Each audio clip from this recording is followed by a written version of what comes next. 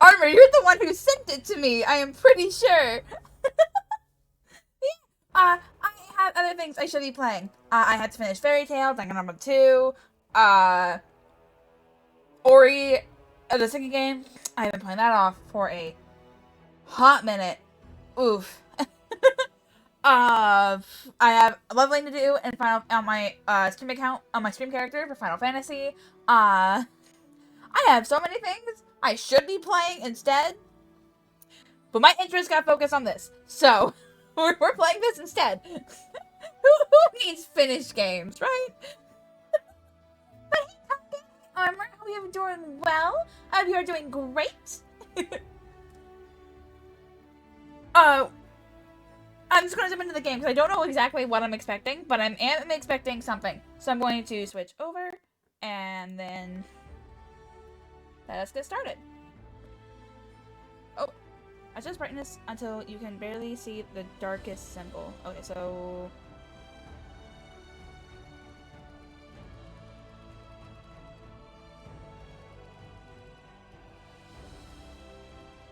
it won't let me go any lower than 20, but I can still see it.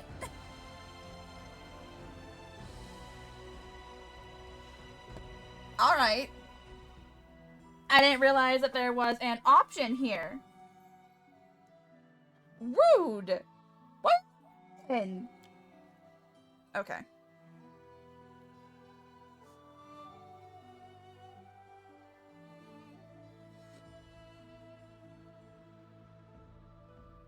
All right. Oh, fuck, that was bright. We as developers are always striving to improve our work. To this end, we need information. I usually say no to these.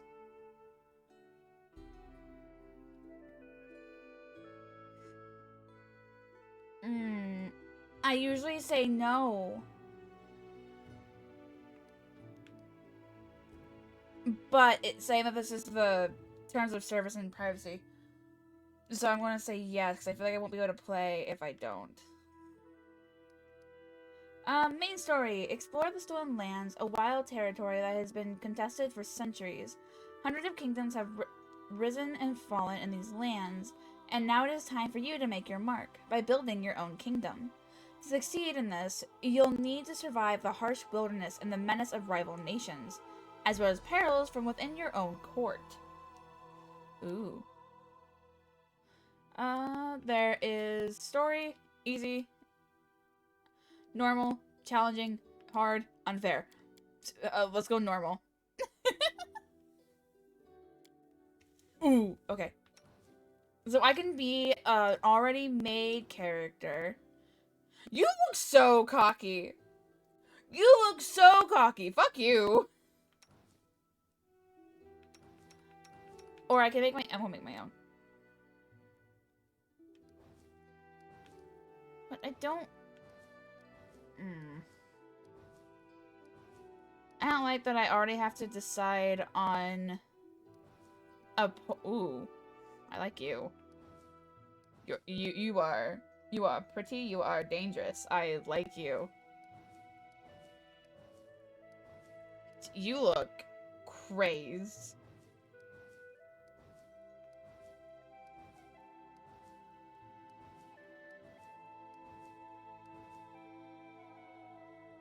I don't trust him.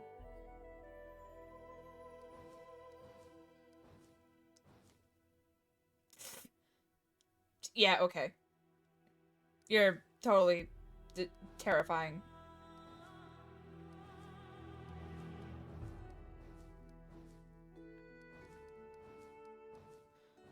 Going with you. Race. Human, elf, dwarf, gnome. Half. Oh my god, you're so small. Half elf, half orc. Azamar. Let's go half elf.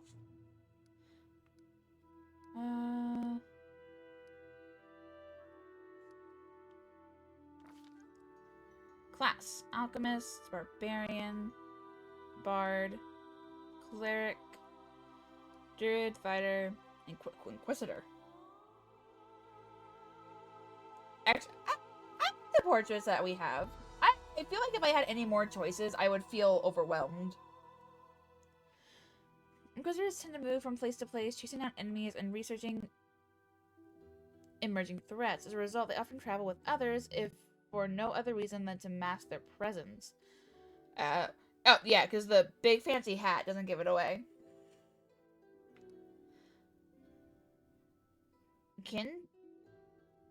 Kintisticus are living channels for elemental matter and energy, manipulating the world around them by drawing upon inner reserves for their own bodies.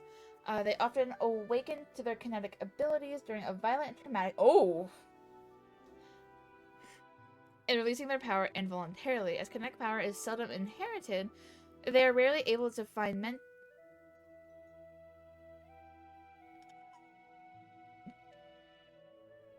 There's a giant-ass bug on my computer screen!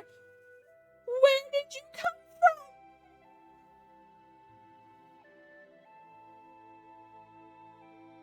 What are you?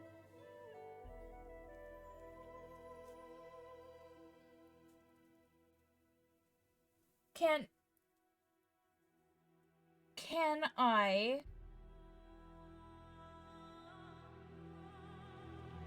just can I, without you causing a fuss, because obviously you flew, and get you outside?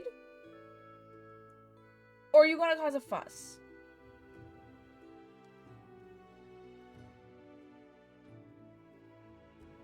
Because I don't want you on my screen, because you're...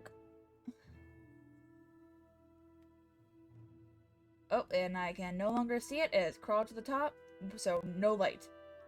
Okay, as long as you don't fly at me, I think we'll be fine. Traveling the world, learning whatever martial or arcane secrets they can find.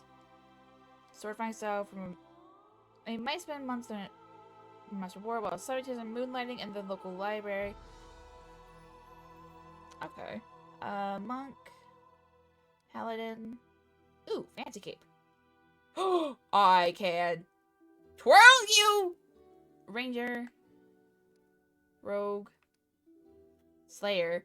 Skilled at tracking down targets. Slayers are consummate hunters living for the chase and the deadly stroke that brings it to a close. Okay.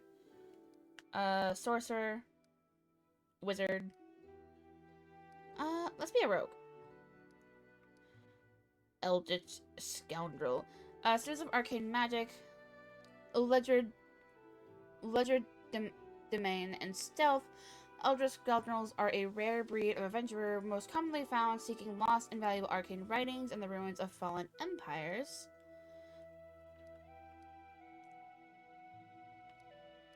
No, it's just bounce into bounce.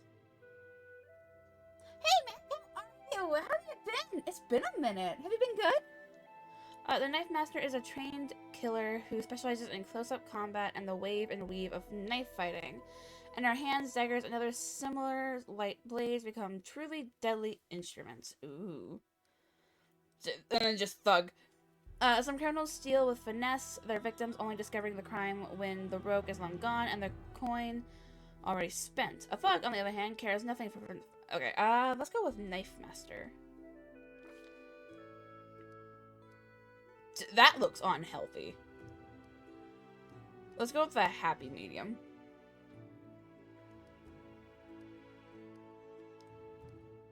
Does this just change on which hand is the dominant hand?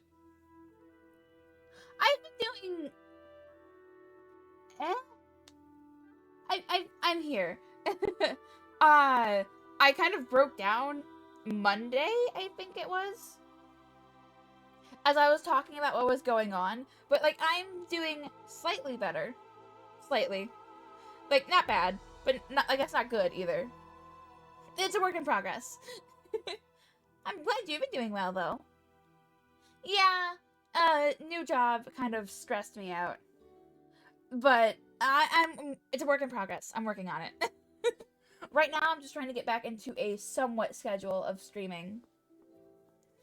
After that, it's, I don't know. Because I had to put off the book thing that I was going to do for YouTube. Oh wait, I didn't upload that stream. Oof, I need to do that. Oh, but I just because I put off the a book thing for YouTube because I need to focus on one thing at a time. One thing at a time, and I will get there. It's just work. Work in progress. It's fine. Yeah, it does. I hate going outside. I am terrified of outside, and the fact that I didn't need to go outside for months, and then having to be forced to go back outside is one of the pressing matters there. Okay, so I think this is just like which hand is your dominant, and I'm right-handed, so I'll do right hand. Can I zoom in? I can't. That is creepy as hell. Okay, so 5 is out. I might go with 2. Yeah, I'm going with 2. Oh, but it looks so skinny. Nah, I like 2.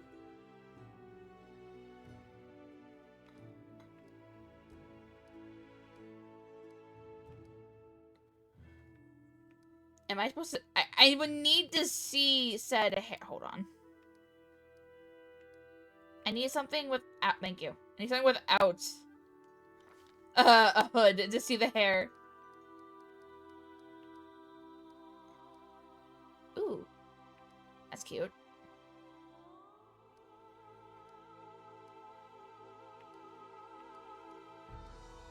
Okay, we're going with that one.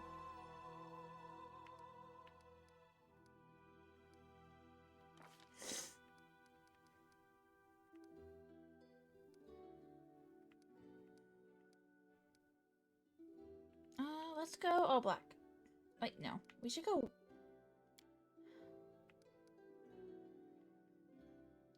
No, that's fine. It's still cute. Prime... Oh, this is for my clothes. I'm a rogue, so black. All black. Everyday black.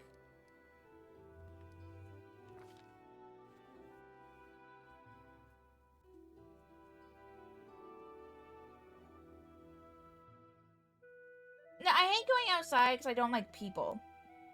Not just you specifically. In case that was what you were thinking, Armor.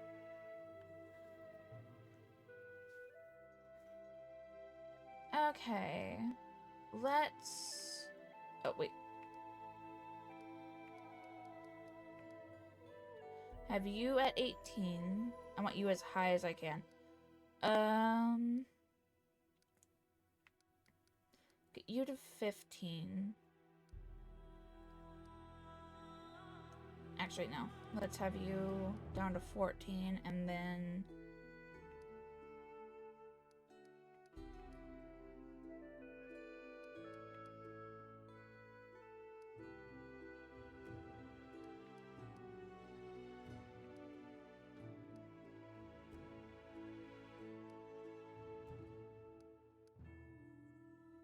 That should be fine.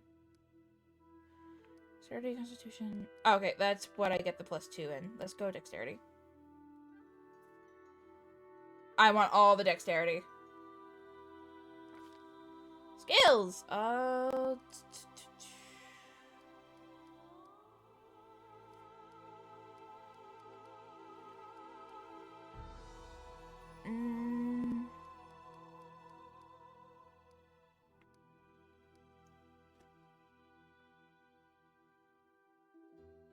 yeah, you're out in the world and you're a person, so yes, you are a part of it. There's only like a few people that I am generally okay with being around for long periods of time, and and that is it. Okay, let me... Armor, what were the ability scores again? Does that just give me the pluses?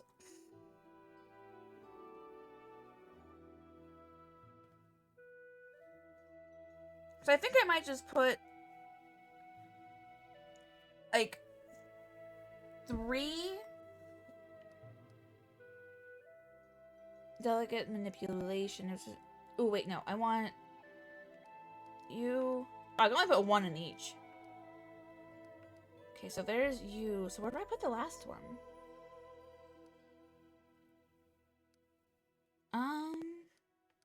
Let's do perception. Skill focus.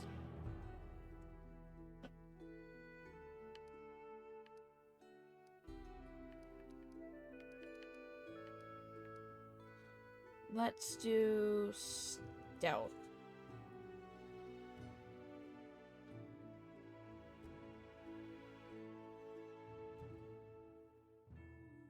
Yeah, that's the stats that I had.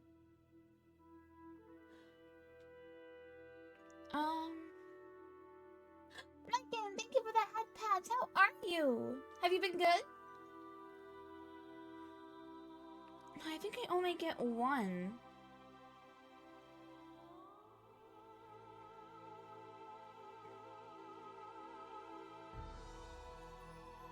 Ten or more ranks in perception.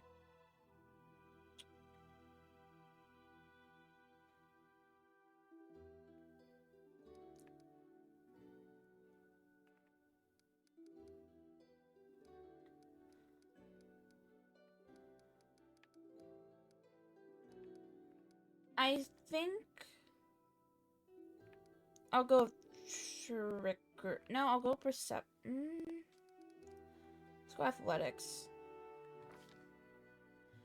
Feet. Uh-oh. +2 on perception skill checks. Might go with you. Receive blind fight. Discover concealment. You can re-roll your missed chance percentile roll 1 time to see if you act.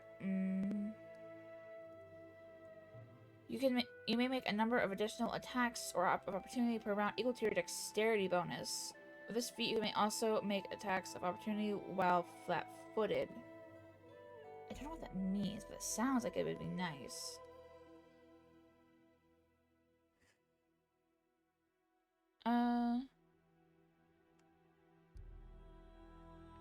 Okay, if they need an ally to have that as well, then I'm not gonna pick it. Nah, I'm good. Deceitful defensive combat training. You treat your total hit dice as your base attack bonus while calculating your combat maneuver defense.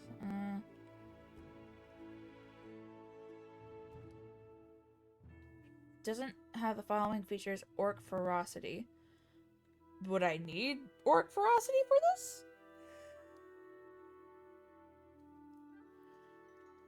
+1 dodge bonus to your AC. A condition that makes you lose your dex bonus to AC also makes you lose... I feel like that's too risky. +2 on athletics and +4 bonus on fortitude saves against fatigue and exhaustion. You may sleep in light or medium armor without becoming... +2 on all fortitude. +4 on initiative checks. You're supposed to be armed even when on... I feel like that would be good for a monk. +2 on will saving. +2 on reflex saving. Oh my god. With all martial weapons. Doesn't have the following... Okay, so you can't have the following... You can't have proficiencies in any of these.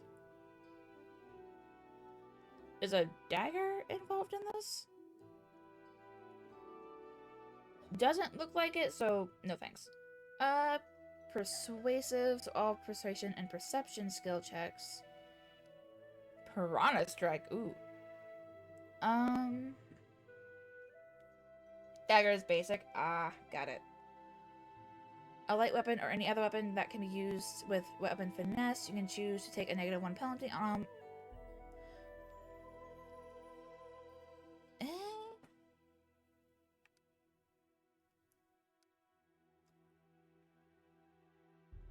won't be using shields for a rogue, so no.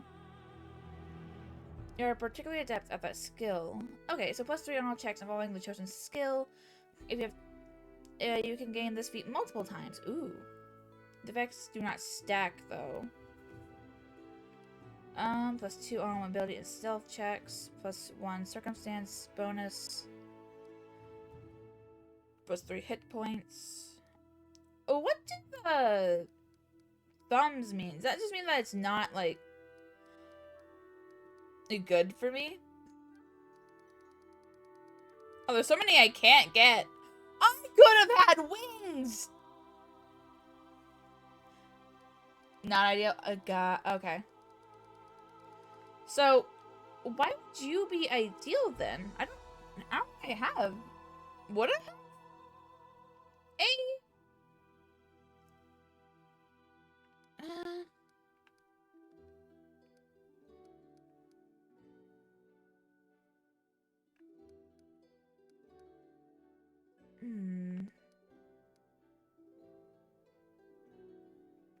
I think we'll go with combat reflexes.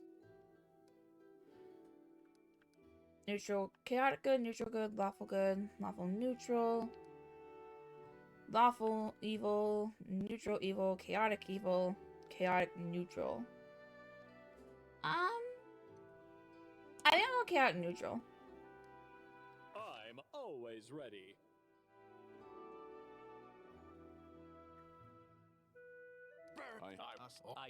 I'll take care of it. I did it! A trivial task. Let's shred them! Okay. Stand with me. I'm wounded. My skills exceed yours. Out of my way! Unexpected outcome. The spell's not working. That's mean. Oh, I hate that one. Careful now. Oh, cover me! What's that glitter? We won't. I feel me. Aim carefully. Not. Damn this silly thing!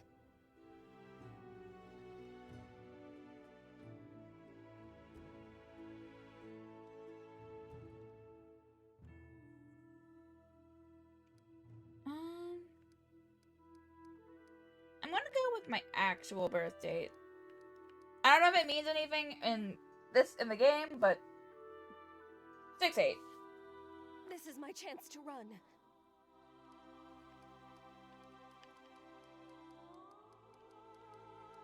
Alright, I know what none of these mean. I will probably figure it out later. But, there we go.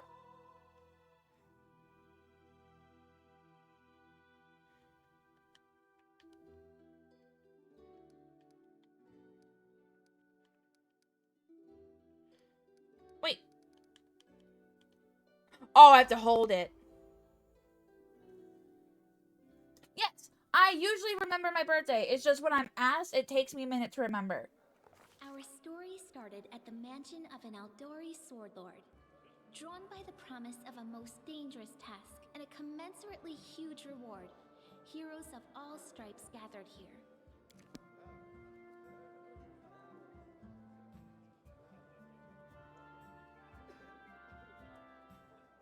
Where are they? This is taking forever! It didn't even say what this was for, just that the Aldori were looking for heroes. Who are the Aldori anyway? Rich folk? If you can't be patient, no one's keeping you here. Just go back to your mountains or whatever hole you crawled out of. The Aldori Sword Lords run the premier school for the dueling arts. They're also the richest and most influential group in this part of Brevoy. Take that tone with them, and they'll teach you some manners pretty quickly.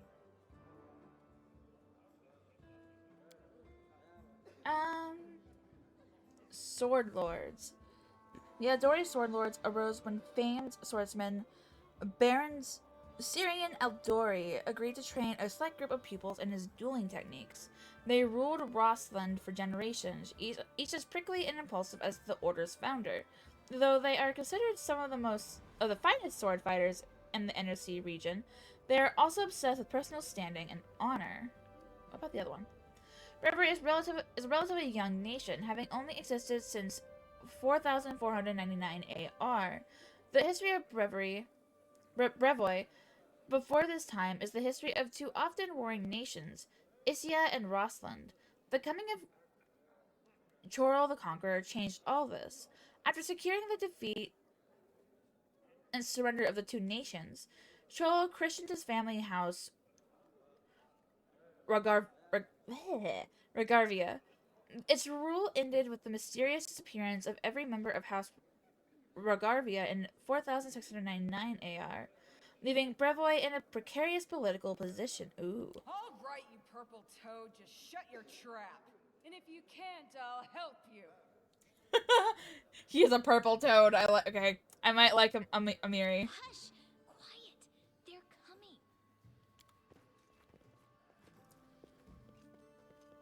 Amari is the iconic barbarian in the Roblox. Ooh, okay. Wait, so who are we waiting for? Greetings, everyone. I am Sword Lord Jamandi Aldori, and this is Lord Mayor Yosef Selimius of Restov. Welcome to my mansion. Okay, I read you. Rostov is one of the two largest cities in the fertile region of Rossland and southern Brevoy. Lord Mayor Joseph Selimius leads the city, which is a trade and cultural center that borders the river kingdoms, the Shirkate River, and the Stolen Lands. As the birthplace of the Eldori dueling style, the city boasts several Eldori and Talon dueling schools, which has led to the city being a favored place for young nobles to practice dueling championships. Oh my god, read! Is it? Can I?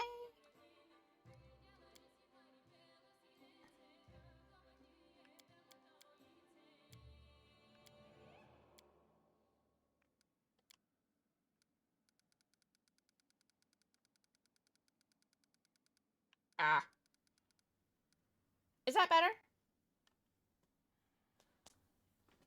Because apparently my screen is brighter than what it actually should be. So while I could see fine, it is apparently a lot darker for everyone else. Oh, that's brighter. I don't like it. We thank you from the bottom of our hearts for responding to our call. Oh, he doesn't have a picture! Few, but that's unavoidable. We need only the best of the best for this task. And I see true heroes before me, strong and fearless. Exactly what Restov needs. The mayor, a middle-aged man with bushy sideburns and a monocle, wears a beaming smile. Okay. Hey, Storm, how are you? Have you been good? Lord Mayor. Now, to the point. South of here, just beyond Brevoy's border, lies a region known as the Stolen Lands. This is disputed territory, and while it's long been claimed by nearby states, it's never been truly taken. I won't bore you with the legal technicalities. Suffice to say that anyone with enough courage and power to seize the Stolen Lands and name themselves Baron or Baroness, claiming dominion, well, none of the neighboring states would be able to challenge it. Of course, Restov would be first to recognize the legitimacy of this new state, as well as the noble title of its founder. 8:40 at night or 8:40 in the morning? Because it's also 8:40 at night for me, but I should be feeling sleepy. But I ended up taking a nap earlier, so I'm not as tired as what I probably should be. Unfortunately, one serious obstacle stands between you and this title. A gang of bandits holds sway in the Stolen Lands.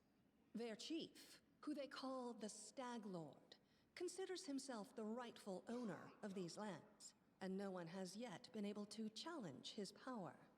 Bring me his head, and you'll be able to return to the Stolen Lands as their legal ruler. Any questions? Oh, okay. I was about to ask why they didn't recognize the Stag Lord as Baron, but then they said that it was bandits, and you don't want bandits being actually in charge of somewhere. It would not end well. Yeah, what rewards can we expect? And what reward would you seek beyond a noble title and your own lands? The Lord Mayor's eyebrows rise so far he almost drops his monocle. Ooh. 8:40 at night. Yeah. Oh. Do you usually go to bed early? We'll absorb the costs of preparing and equipping your expeditions. Once you return victorious, Restov will also allocate you a significant sum to provide financial support for you to establish your country. Essentially, we'll help you build your capital. I hope such a reward is satisfactory. Words, words, words. Significant, financial. I can't fill my belly with pretty words. Of course. There will also be an official banquet held in your honor. All of Rostov's high society will gather to celebrate your feat. Now you're talking. Oh, Oh, okay. I will, of course. I'm the leader of this team, after all. Don't worry, though. I'll make it worth your while to help me. We haven't yet begun, and you already speak of divvying rewards. What makes you think we'll even succeed? There's little point arguing over who gains the title when we'll most likely lose our lives there. If I may please answer the question. There's an argument. She takes a long pause, waiting for the voices to die down as everyone directs their attention toward We her. believe you're all equally deserving of a noble title. Over the course of your expedition, it will be up to you as a team to decide which of you is best suited to rule. Okay. That's a good point. As I see it, this Stag Lord already holds power over the region with confidence. Many noble bloodlines were started by bandits who just got lucky, weren't they? Okay. This is Ethel.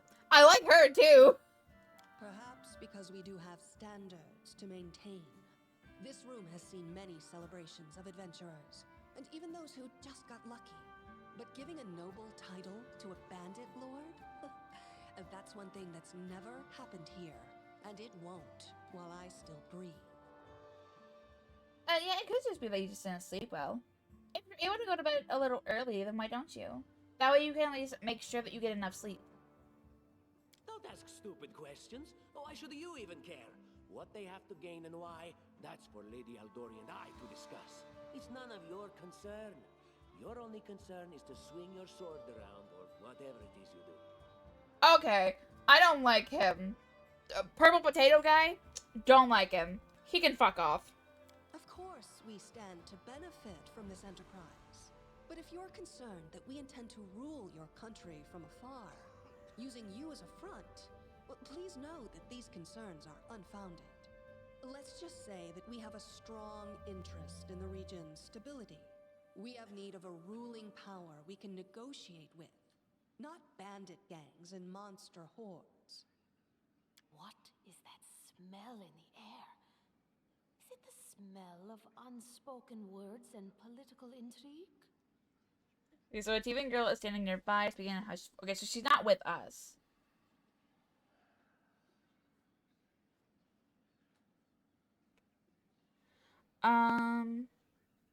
Now saying you've heard her comment, she winks at you quite. Ooh.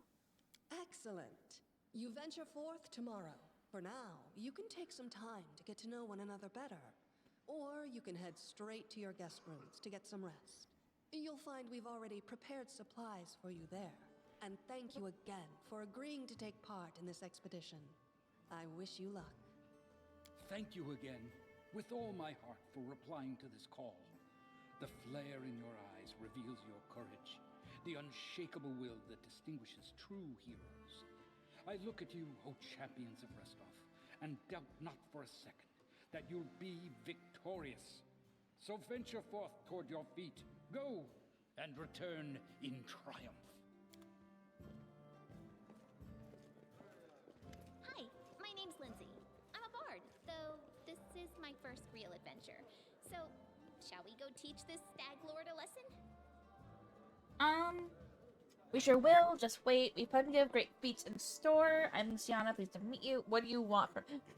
I can be rude as hell.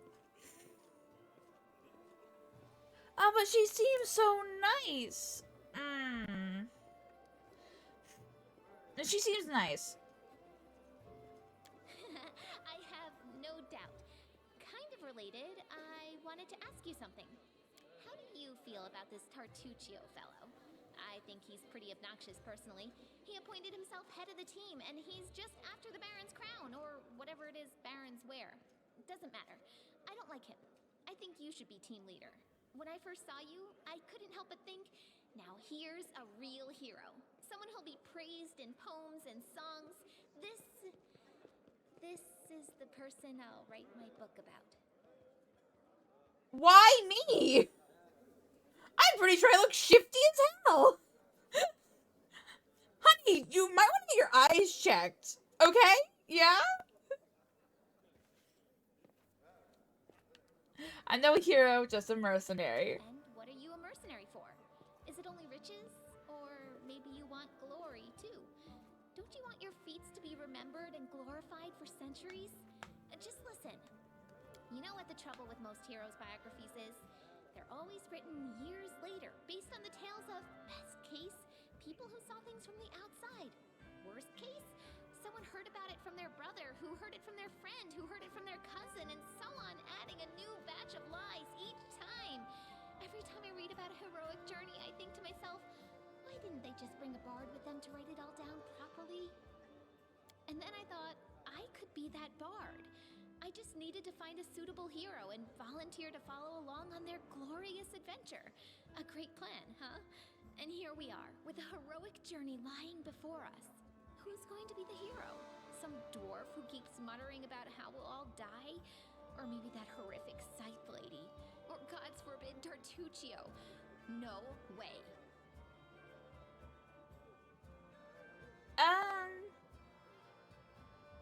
My plan is so then I'll accomplish the feats and you'll write them down. What about that barbarian? She looks pretty heroic. I think her name's Amiri. Oh, yeah, she's fantastic.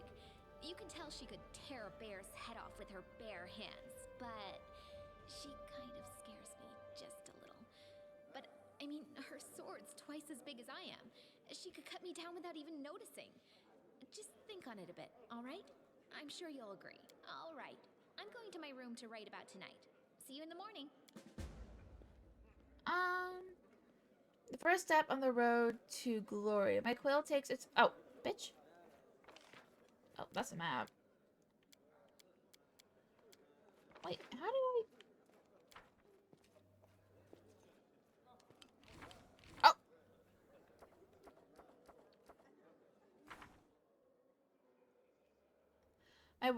My quill takes its first sip from the inkpot and scripts, or rather scribbles, the first lines of the book about the travels, adventures, and victories that lie ahead. The book that will extol both its heroine and me, its author, Lindsay, the note to self, when I come up with a fancy nickname, add it here. I am writing this in the banquet hall, where Sword Lord Jamandi Eldori has just finished telling us about the mission that lies before us. Tomorrow at dawn, our team will set off to the Stolen Lands in order to accomplish glorious feats. This is where my book begins, and the gods themselves can't say what will happen next. I don't want a book written about me. I feel like that'd be so embarrassing.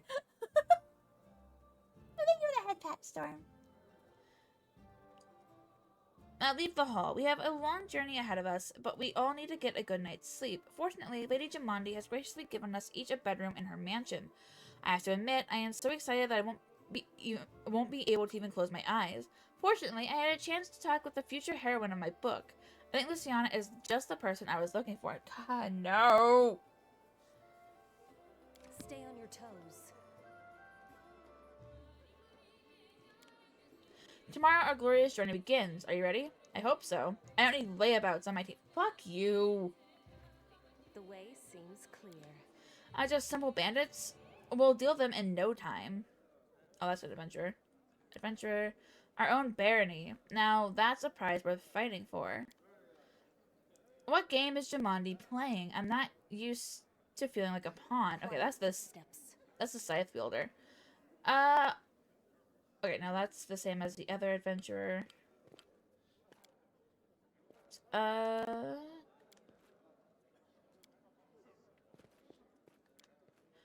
This expedition is surely doomed. Okay, that's the dwarf, I think? Precisely.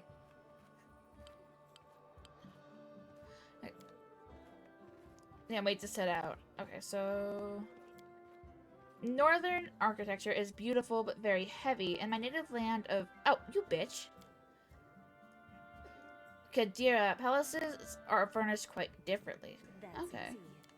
Ah!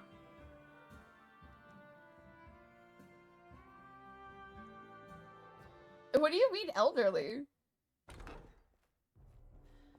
Oh, hello? Lindsay bursts into your room. She's scared, her face is smeared with soot, and she holds a weapon in her hands. Oh. What's going on? It's under attack. We need to help. Of course it is. Some villains broke in and started killing everyone. I barely made it. Hurry, we have to help the guards fight off the attackers or we'll all be cut down one by one. As if to lend credence to Lindsay's words, a scream echoes from the hallway. Oh boy. You're not going any... Okay, uh-oh. I don't think so. No, that is not her name, no. I can't remember exactly what it is, but no, that's not it. Combat, general. In the game, combat can happen in real-time or turn-based modes. In real-time, you can pause the game at any time to assess the situation and give orders for your companions. To pause or unpause the game, press X. To attack an opponent, choose them with a cursor and press A, or use the left and right bumper. To switch between turn-based and real-time, use the right stick. Dice rolls. Most of the game's mechanics are based on the Pathfinder role-playing game system and use dice rolls to determine the results of actions.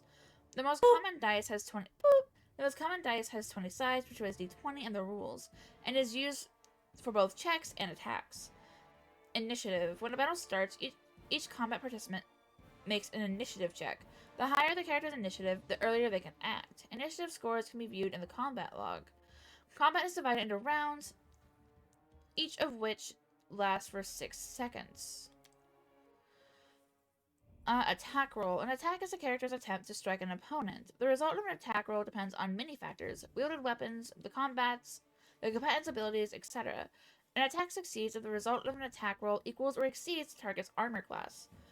Damage. The amount of damage dealt in the case of a successful attack depends on the weapon's stats and other factors, such as buff spells.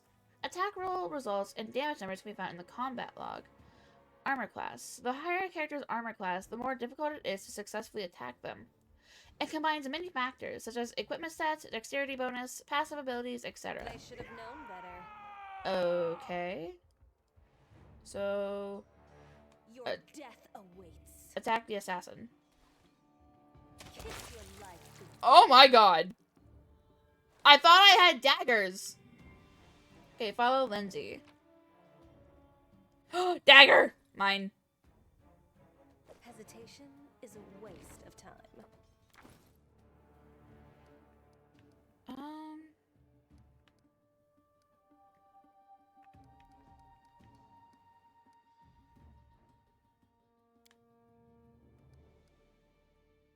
Punching dagger.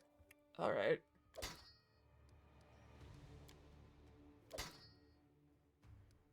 How do I equip you? I want you. How do I change my weapons? Can I... Hold on. Can I...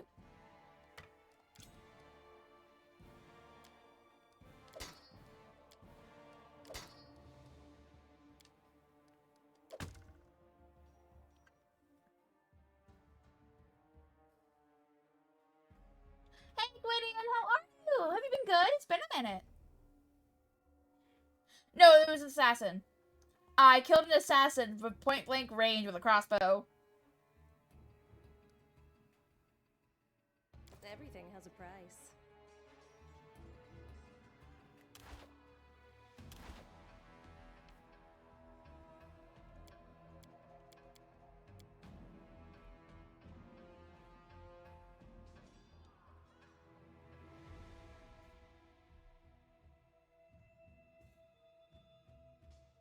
say the Roman numerals, but you don't see those here. Quiet footsteps.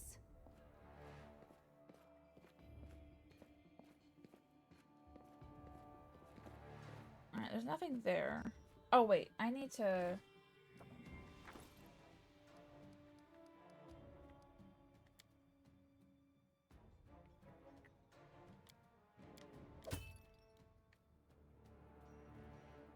I do things my way.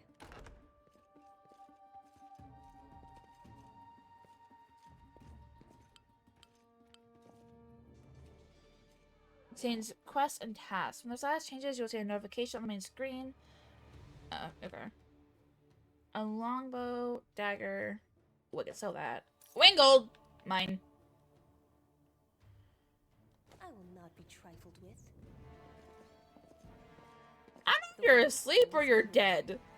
But I'm gonna close your door for you. The assassins are already here. Quit following me. Quit. You can wait.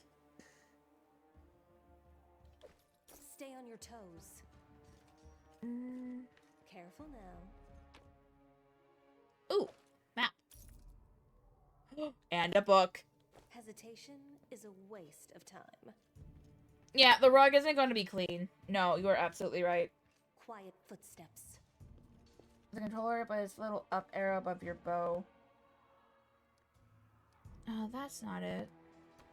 Oh, that's not it either. I always have the upper hand. I do things my way. They'll never see me coming. That's weird.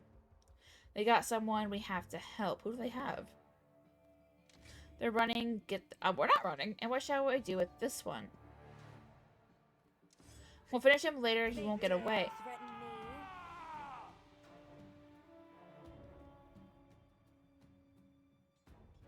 me. Yeah, I'll start reading a book. It's fine. Yeah, I don't know how you would do it on a controller. I see the little up arrow, but... No? I'll loot your corpse. Stab their backs. You're just in time. Oh, we should let them kill him. Whew, I don't even want to think about it. Can you imagine what a terrible loss this would have been? Nope. But it's all right now. I'm safe, sound, and unscathed, ready to lead you to victory. I'm about to kill myself. Lady Jamandi's holding the line in the banquet hall. You know, the one where she had us gathered before. We need to make our way to her. And along the way, we'll try to save some of these dummies who are supposed to accompany us to the Stolen Lands. Hey, Ryan! Hey, Ice Dragon, how are you? Have you guys been good? How have you been? Speaking of dummies, take this ring. Quiet now, so that little fool doesn't hear us. She might try to steal it herself. It's magical. It'll protect you. You'll need it while you work to defend me. He's worried about Lindsay stealing the ring, and then gives it to a rogue who only cares about stealing.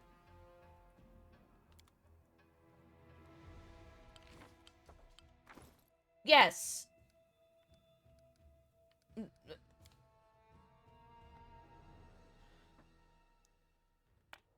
Okay.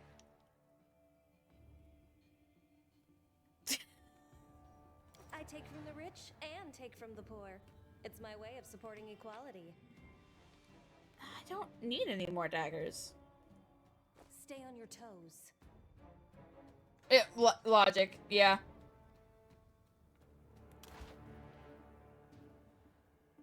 I don't like how... Just letting the ink dry. I will not be trifled with. Did I change how I'm... Precisely. Ah! Door's blocked from the other side. Okay, so we gotta go this way. For juggling? I will not be juggling my... There are several companions in your party now. To select a single character, hold the right trigger and choose the one you need with L. To separate one or more characters from the party, press... That's easy. I can sell that. Hesitation is a waste of time. I'm just casually looting while everyone else is in trouble.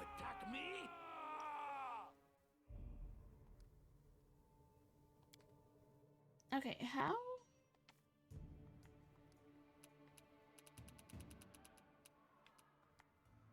Ooh.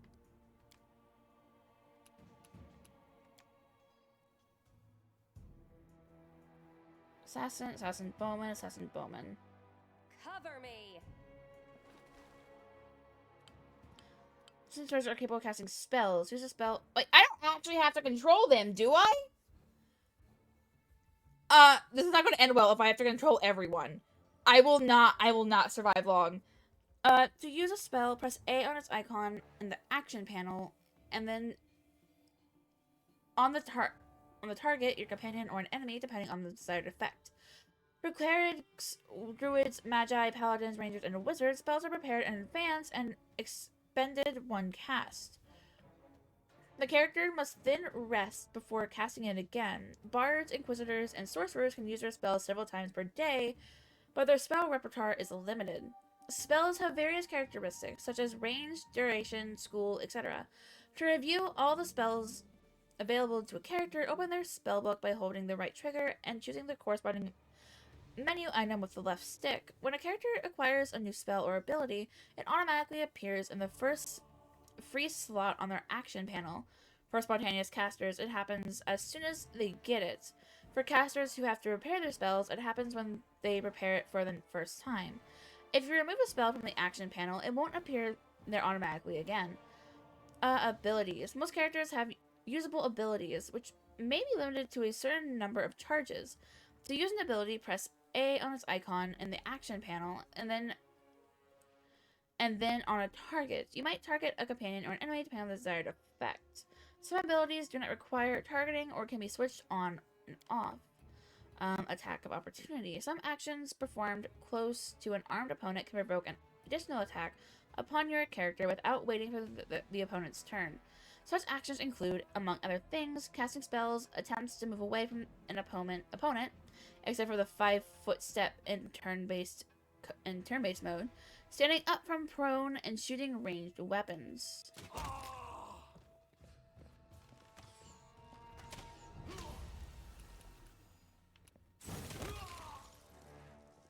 Your death awaits.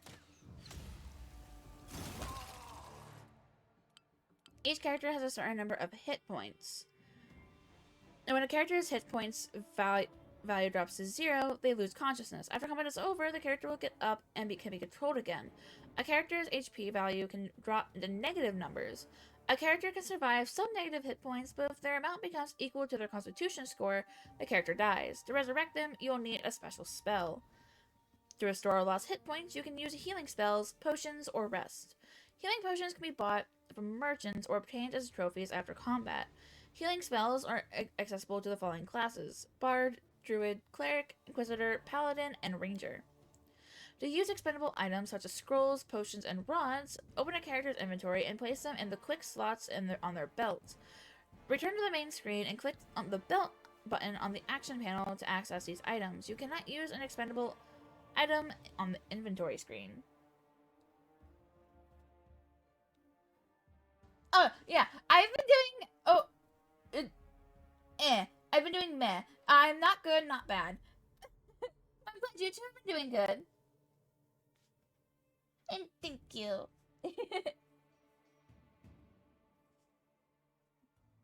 It is a very big deal. I cannot do that.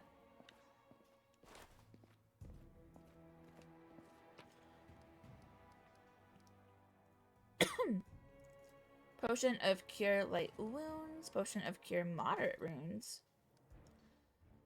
Everything has a price. That it does.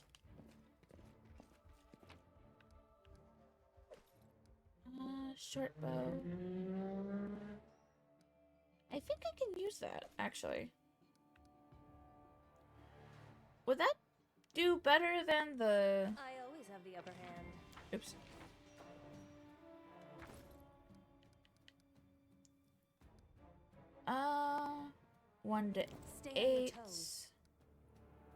1 to 6. 20 times 3. 19 to 20 times. Well, that's for the critical hit. I think I'll stick with the crossbow.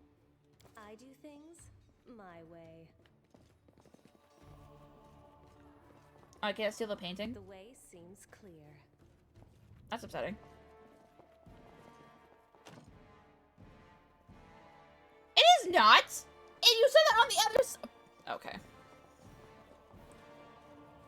Quiet footsteps. Everything has a price.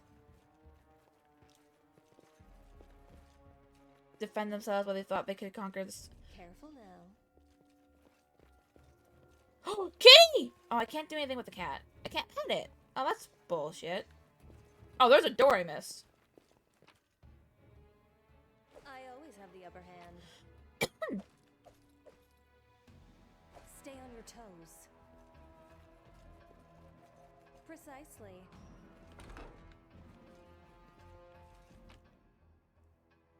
I will not be trifled with. I don't need either of you.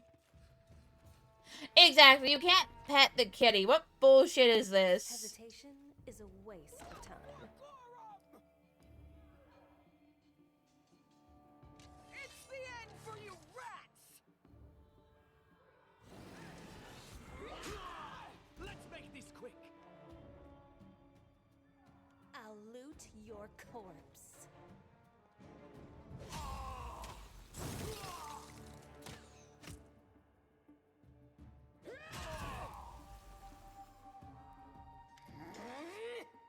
Oh, it's you.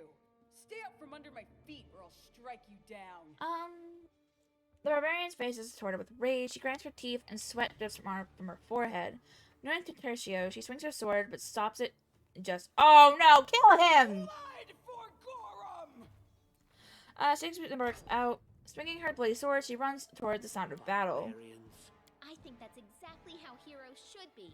What? Stupid, sweaty, and always looking for something to gobble up or lop the head off of? Calistria, save me from such heroes. Quiet footsteps. Secure.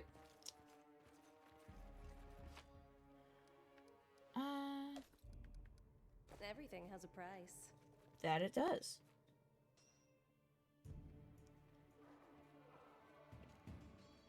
Oh, there are so many! There they are, the assassins. This is your last chance. Drop your weapons and we'll spare your lives. So generous. I'm afraid I can't offer you the same courtesy. Hey, you...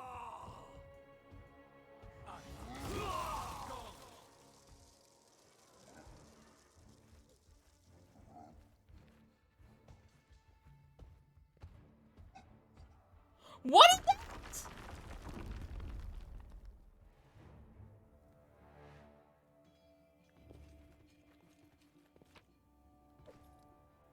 I always have the upper hand.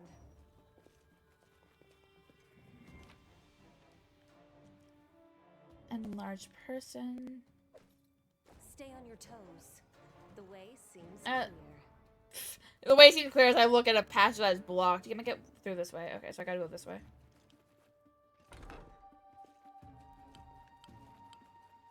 Sometimes interacting with an object requires a skill check. A successful check may be needed for a variety of tasks. Unlocking a door, opening a chest, saving a trap, moving a heavy object, reading an inscription in an ancient language, etc. Different... Oh, you bitch. Okay, so... Success. Can you make an epic pose? I need inspiration. Stab their backs.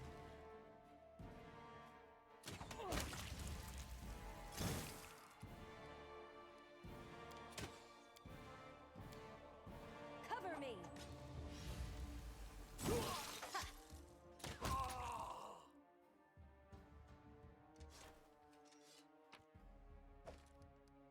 You're not close enough. My way. Why do I see your... Hesitation your is a ribs? waste of time. That's easy. An armory. I'm sure Jamandi wouldn't mind if we borrow some weapons.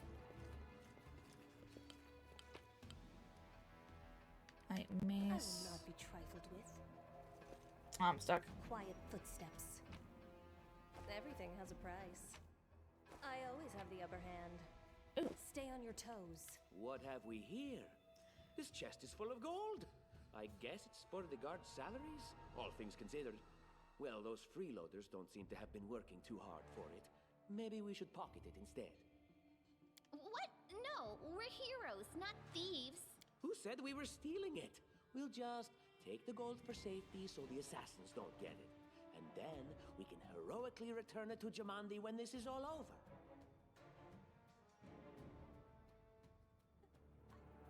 That item's agreeing with him. God damn it. A lot. Take a look. Are you out of your minds? We're in the middle of a battle. Blood flowing in rivers as an army of assassins chases us. And you want us to rob our host? A noble feat, to be sure. Oh, mine. Hesitation is a waste of time. I will not be trifled with. Okay. Precisely. I can't wear any of the things that are on the stands. Okay. Based on their strength score. Oh, familiar faces. I hope you're not so frightened as to swing at every shadow. It's me, Jaethal. I don't recommend advancing down the hallway, assuming you value your life, of course. There were a few people with me, and you can see what happened to them. And just how did they all end up dead while you don't seem to have a scratch? I'll answer but briefly and just once. Further scares and explanations will wait until we aren't being hunted by a group of assassins. Deal? All right. I'm undead. These traps are deadly to the living, but they're harmless to me. What do you mean, undead? Really? Like zombies or skeletons or... As I said, further explanations will wait until later. All you need to know right now is that we're on the same side, and we have to fight off a small army of hired assassins. Let's get to it. Careful now. You will encounter many traps on your adventures. When any of your characters approaches a trap, they will automatically make a perception skill check. On success, you'll see the trap's location, and the game will automatically pause. Traps vary in effect as well as difficulty to detect. Having identified a trap, you press A next to it in order one of the characters to make a trickery skill check to disable it. On success, the trap will be disabled. On failure, it will remain in place. However, if the result of a skill roll is less than the trap's difficulty by 5 or more, the trap will go off as if the character had triggered it. Okay. I do things my way. Success! The way seems clear. Everything has a price. What was my strength for me to be able to carry this? I'm not really... If there's gold, it's mine. Success. Quiet footsteps. How many of them are there? Stay on your toes.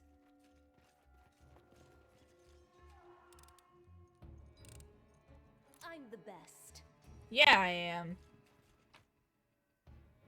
Ooh, that could be useful for... I always have the upper hand. Can I... Hesitation is a waste of time.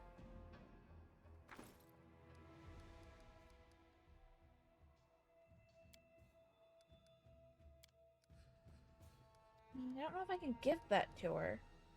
I do things my way.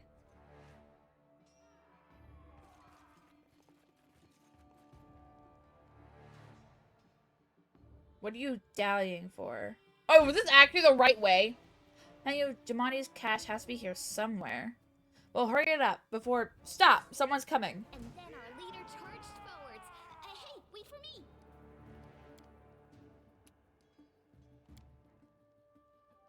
Your death awaits.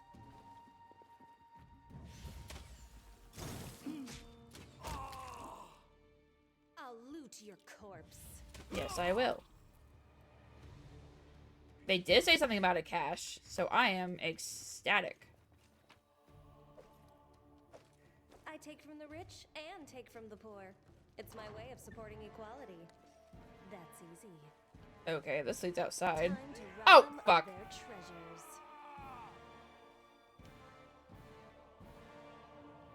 Stab their backs. Your luck's run out.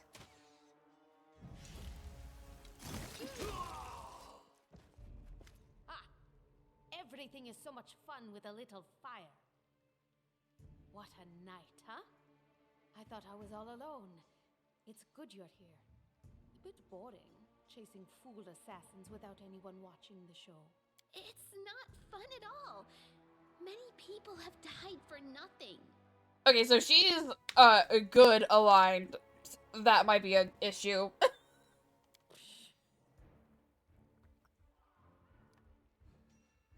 Oh, I passed a check. Of course. I'm from Kadira. But tales of hot deserts and shady oases can wait until the fighting's finished. But if you'd like to share a dinner and pleasant conversation, just say the word. I like making new friends. I am Kaesi. A mocking Here half-elf. to seek a better fate, answering the call of Lady Jamandi. But unlike the others, I never dropped my guard, day or night. It's why I'm still alive. I don't know where you're heading, but I'll be at the entrance to the main hall. I think I saw some guards there. Join me there, if you wish. Okay, I think this is the way I'm supposed to be going, so I might head back to go look. Everything has a price. I will not be trifled with. I always have the upper hand. Grotus, Oh, I can sense your silhouette hovering over me. It won't be much longer. Soon we shall meet, O Lord of Oblivion. okay, I can either have diplomacy or intimidate. Let's do diplomacy. Aren't you being a bit premature like yourself? You barely got a scratch. Possible? Oh, it seems you might be right.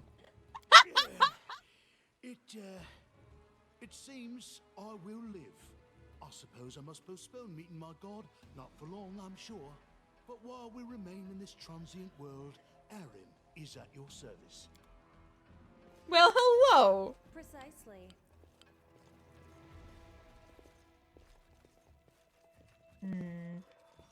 What's that glitter? Ooh. Quiet footsteps.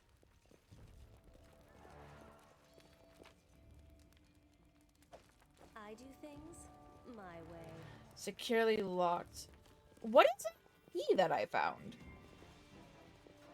The way seems clear. Okay, so this for sure seems like the way that I should be going, so I'm gonna go this way.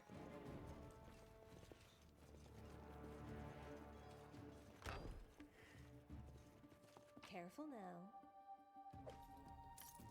Hesitation is a waste of time. What was that? I just kind of clicked.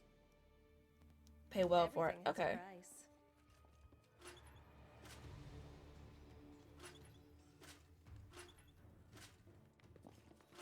Why can't I just Quiet adjust you? footsteps.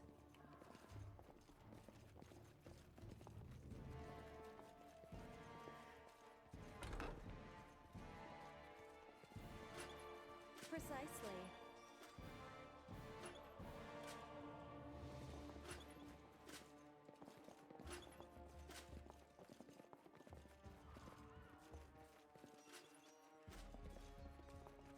That's easy.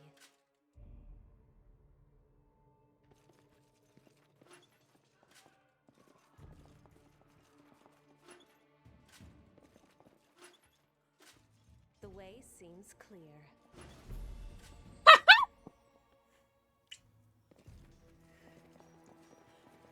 I was just feeling just having to get them all in the same position. Merchant will pay for it. Pay for it. I will not be You trifled cannot with. stand against me. I'm sorry. Am I fighting a chair?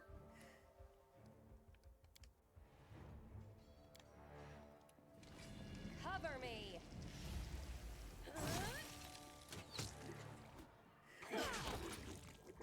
That is not a chair. In the other room? I can check. Map. I don't know why they'd pay for a mug, but alright. Always have the upper hand. Move blindness. Stay on your toes. Quiet footsteps. I do things my way. Everything has a price. That it does. Careful now. There was nothing else to interact with, though. Nothing I can interact with was these. Unless they all need to be the other way?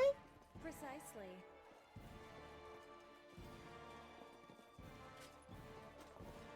Ah, fuck.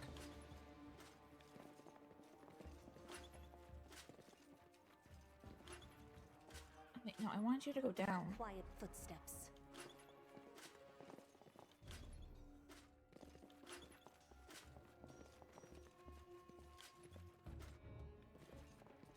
Down. Okay, Seems clear. I'm gonna say no, because there's nothing else to interact with aside... Oh, wait, no, never mind. I was wrong. You were right. Hesitation is a waste of time. I will not be trifled with.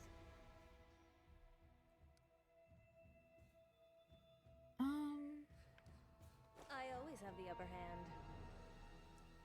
Okay, how would I change... I do things Ah. my way. I don't tolerate fools. Time's wasting.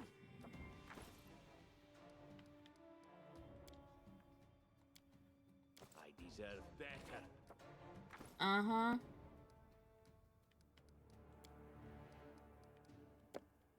I always have a That's second easy. plan. Stay on your toes. Alright.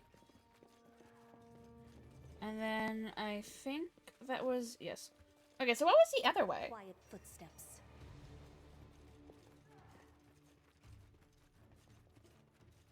Also, will there be at any point that I can get rid of the cape?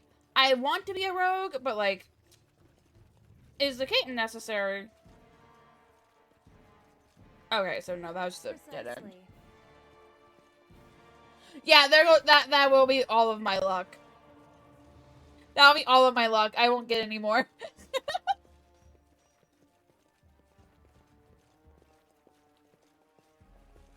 Careful now. Formations. Group formation is half of any victory. The formation system will help you hold the line in combat. Click this button to select one of your standard formations, or you can also create your... Everything has a price.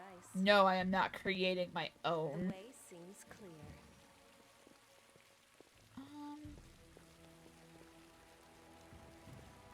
Oh, your guards. You, run and get an axe. You, bring more water. You, stay here and hold our defense. Those assassins are still around here somewhere. Aha! Some of our guests survived. Good. You need to get to the banquet hall and help Lady Jamandi. I don't like capes. They are inconvenient and stupid. I don't like them. You can say that they're fashionable and good on you, but I personally, I don't like capes. Who are you? House Garess, a fighter in the service of Sword Lord Jamandi Aldori. Right now, I'm in charge of the mansion guards. As you can see, there's a lot to do. If I were a rich and influential lady like Jamandi, I'd also give myself a manly captain of the guard. Or two. Skelly, how have you been? Thank you for the sub! How have you been? Have you been good? How has work been treating you? What's going on here? Someone opened the gate, let in a group of assassins in the middle of the night. Now they've set the mansion on fire to cut off access to the hall. They don't want Lady Jamandi to get reinforcements. We cleared the passage so you can get through. Just try to avoid inhaling the smoke. We'll be right behind you. We just need to put out the fire first to save the mansion. Considering Lady Jamandi's fame, I'm not surprised that a whole pack of assassins were unleashed on her, including a giant. But what's at stake? What could anyone hope to gain? I get curious. I'm thinking quick. Do you need help putting out the fire? I've got my best people here, those who still live. Your place is by Lady Aldori's side. And why are you He's doing well. It doesn't seem right. What if some of the guards are wounded? We need to help them. Where's the hall? Have to run through the fire. We've almost put it out at the entrance, so your main concern should be to not inhale any smoke. Hold your breath and take the first right, then head straight down the hallway. Fire doesn't frighten me, thanks to hell's blood running in my veins. I'll go ahead and wait for you on the other side. Catch up! That's convenient. May Abadar keep you safe.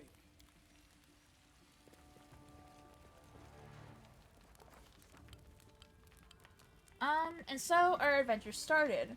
Earlier and much more tragic than we'd expected. The whole team who gathered in the hall yesterday had been reduced to but a handful of brave souls, led by Luciana. And not at all by that scoundrel Tartuccio, no matter what he might have imagined of himself. Jamandi Eldori was waiting for us, but to get to her, we have to march through fire. Literally. As we approached the burning building, we drenched ourselves with buckets of water, tried to find a less dangerous passage, covered our noses and mouths before we rushed in.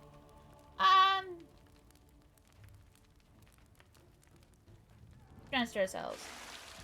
Prudence is the key to victory. Before moving forward through the fire, we thoroughly wet our clothes and hair. After that, we covered our noses and mouths and rushed inside.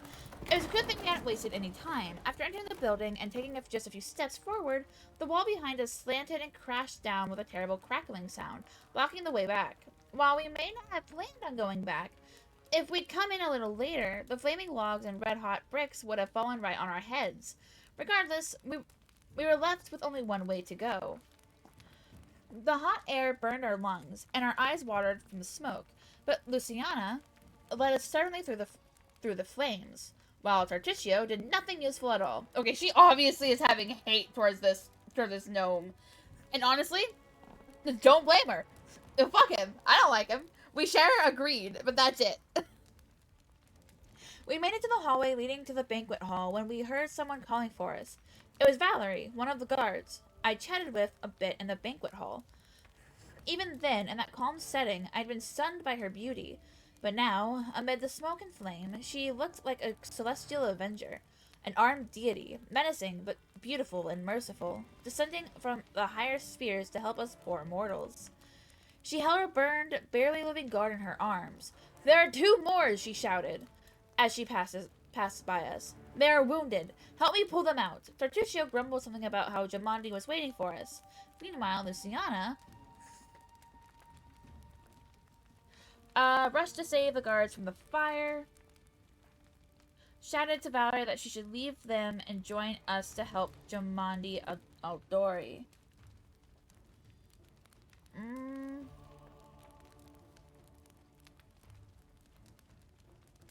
If they're dead, but their clothes aren't burned, I could probably get something off their body. Even the poor fellows didn't take long. Together, we lifted them up and carried them away from the fire. Only then did Valerie pause to catch her breath and wipe the sweat from her face. "Thank you, that was truly noble of you," she said. "And now let us rush to Lady Eldori's aid." Ensuring the guards we rescued were relatively... Oh, damn it, they lived. We made our way to the hall, where the battle was already in full swing. I thought I was a goner. Thank you, Valerie. I owe you my life. Wasn't there a third? I better get my hands on that arsonist. That's easy. There's a door there. That's the only door. Okay. Left. Oh, so I can just grab all of this, but I don't need any of it.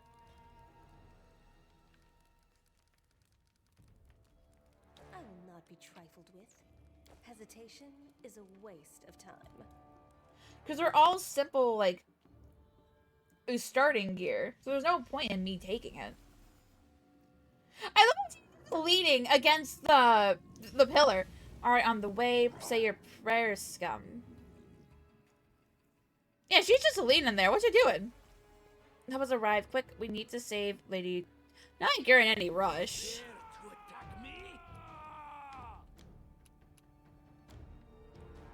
Assassin. Your death awaits.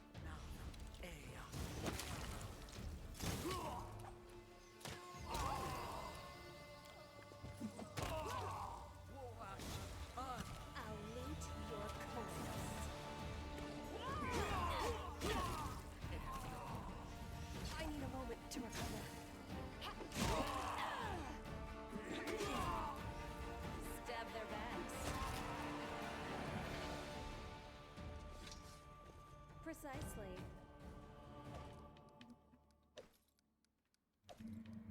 Take all of the potions. Of bark skin. What does that do? Oh, it covers creature skin. Not unidentified. Alchemist fire. Acid. Acid. I always have the upper hand. Quiet footsteps. Not even departed, and we already won our first battle. Seems like a good omen. Am I dead?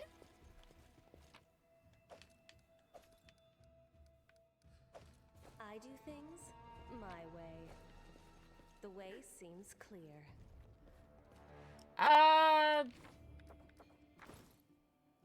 Oh, I most definitely am almost dead. What does this do? Stay on your toes. Everything has a price.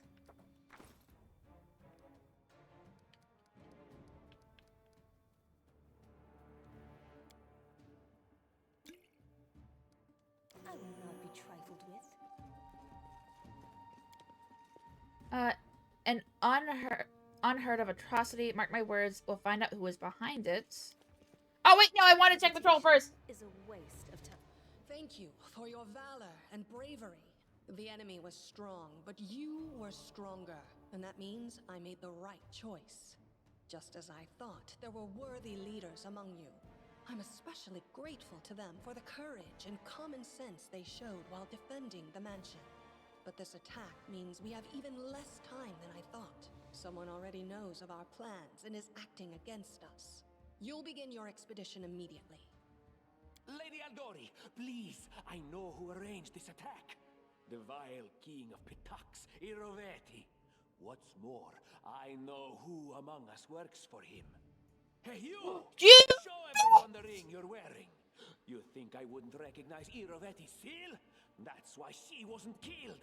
The bandits recognized her as one of their own by this signet ring.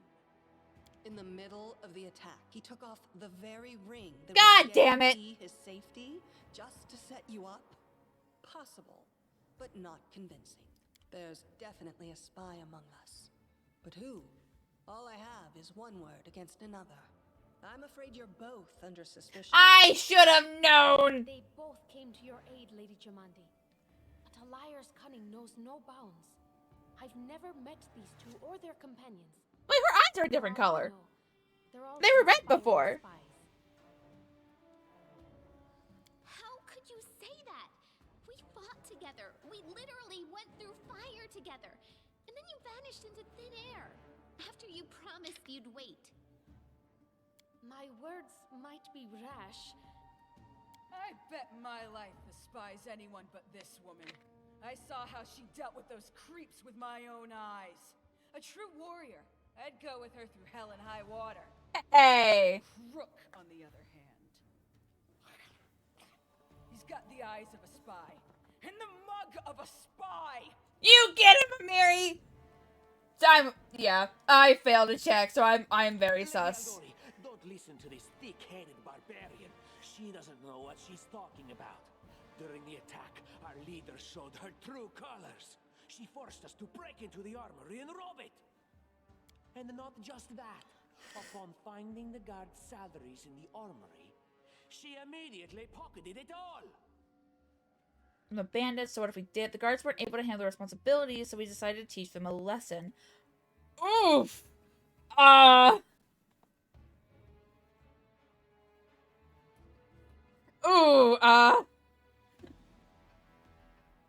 That's what he said, but I definitely don't plan on giving it back. Ooh!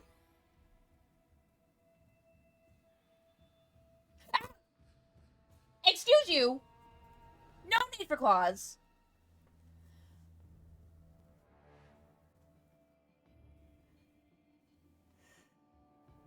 Yeah, okay, I want chaotic. I see you don't scare easily. You'll do well in the Stolen Lands. But I'm going to have to ask you to return the money. No! Of course, theft is not to be condoned. But when the fire burns around you, and you are but one step away from death, would it not be insane to worry about laws and rules? I see this not as a crime, but as a unique wisdom visiting us as we stood at the face of oblivion. Yeah, Harim! I knew I liked you! There is a difference between initiative taken in battle and blatant arrogation. How can someone who disregards authorities be a leader herself? What about that trick she pulled right before we came in here? She knew very well you were fighting the enemy, but instead of rushing to help you, she dallied as long as she could, dropping everything to save people from the fire, even though the guards were handling things just fine. She was obviously hoping to show up too late and find you already dead. I wouldn't have saved them without good reason. Dead soldiers are useless, but the wounded can still help Keston defend the mansion. People are dying. Yeah, I'm not going to be neutral. I'm not going to just be like, oh yeah, they're help everyone. Cruel, but true. Whew. Why would I succeed on every single one except the one that would have made my life easier? It was perfectly reasonable. Just the way a leader should think. How could you say such a monstrous thing? Is that the way the hero of my book would talk? You sound more like a villain. I never agreed to be the hero of your book! Enough squabbling. I'm still not sure which of you I can trust. However, the risk of entrusting the whole affair to a spy is too great. Here's what we'll do. 2 teams will head out. That way, I'll know at least one group can be counted on to serve my interests in the stolen lands. Lady Aldori, most of those who were to set off for the stolen lands have been killed. Those who yet live will require help. Please allow me to join the expedition. She's the one who started making assumptions on her own. She decided this before I even got a word in. If she doesn't like it, that's on her.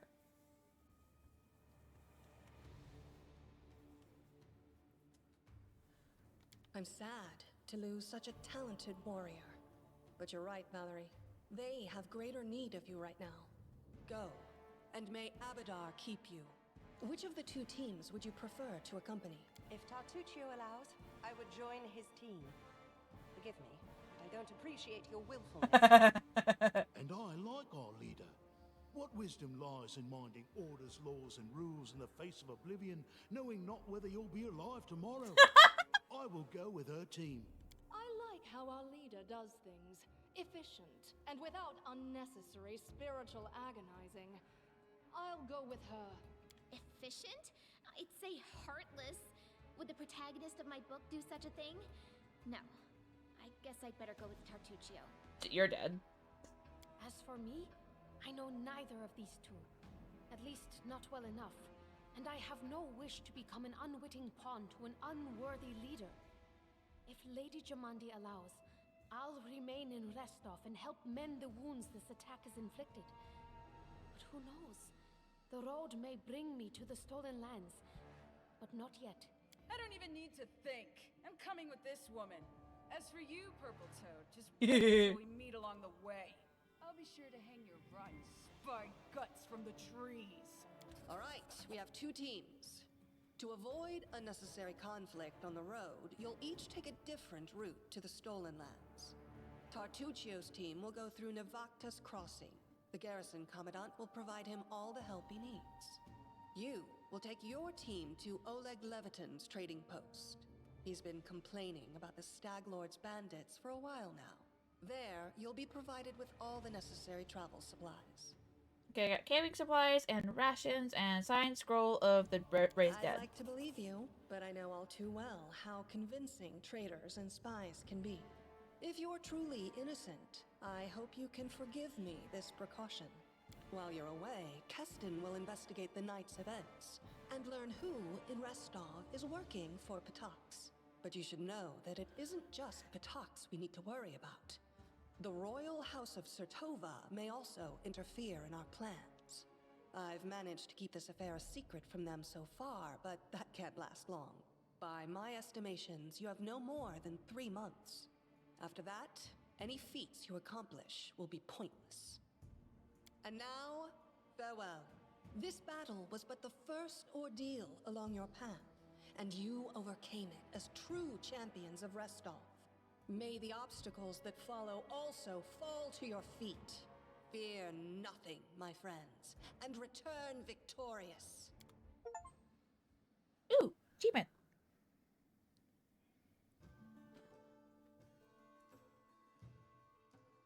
Surviving a terrible night, our small team set off to brave our fate. Beware, Stolen Lands. Heroes are on the way. This is the map of the Stolen Lands and their vicinity. To set out, use the left stick to pick a direction and A to start moving. You can learn the whereabouts of significant locations by talking to characters or happening upon them during your journey. After learning by I wish it wouldn't... Okay, so where exactly am I supposed to be going?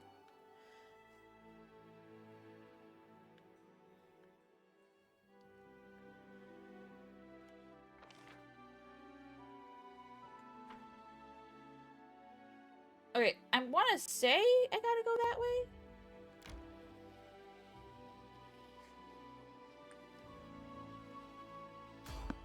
Someone is on the road. Get ready. I don't even know if I'm going the right way. Who will prevail? Does it matter?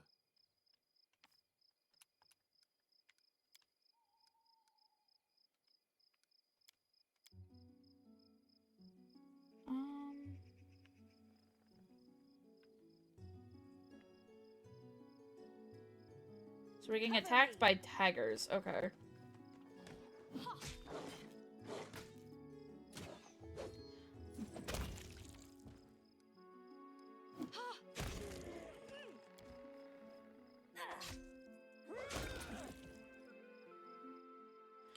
It's high time to set up camp and rest. In camp, all characters will restore some of their lost hit points, and those capable of casting spells will replenish them. To camp, you'll need a special resource: rations. To set up camp, hold the right trigger and choose the corresponding menu item with the left stick. An outline of a camp... Okay.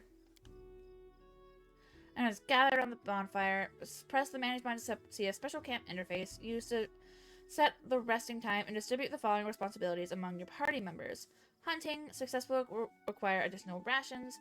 Camp camouflage lowers the chance of an enemy attack on the camp the same way Night Watch does. Cooking, preparing a successful dish will grant positive effects lasting 16 hours to the specific character or the entire party, depending on the recipe. Special ability, every party member has their own special ability. You can assign more than one job to a party member, but be careful. That would prevent them from having a proper rest. While resting, your camp may be attacked by enemies. After dealing with them, use A next to the bonfire again to continue resting. It is usually better to avoid camping in dungeons. You won't be able to hunt, cook, or use certain unique abilities there. Moreover, there is a higher chance of enemy attacks in such places. Yeah, that makes sense. Wait, why can't I grab the... Oh. I do things my way. Okay, so...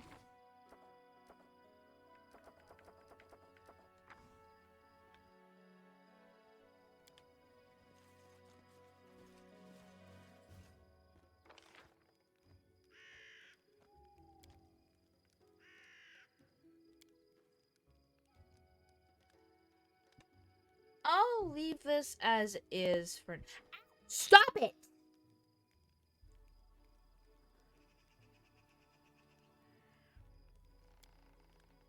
Hey, dwarf. You ever miss your home and your kin? Sounds from what you said, your kin is even more crap than mine. Why ask if you know the answer? Founding took 9 hours. Port lowered. Nice! So I did good first night, I think.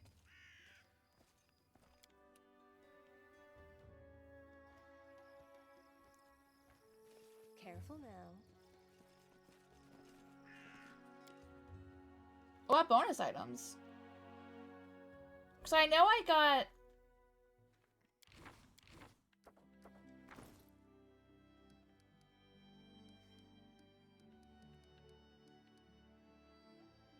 Oh, I only took one. Oh well. Yeah, this is all that I already had. Can I sort these?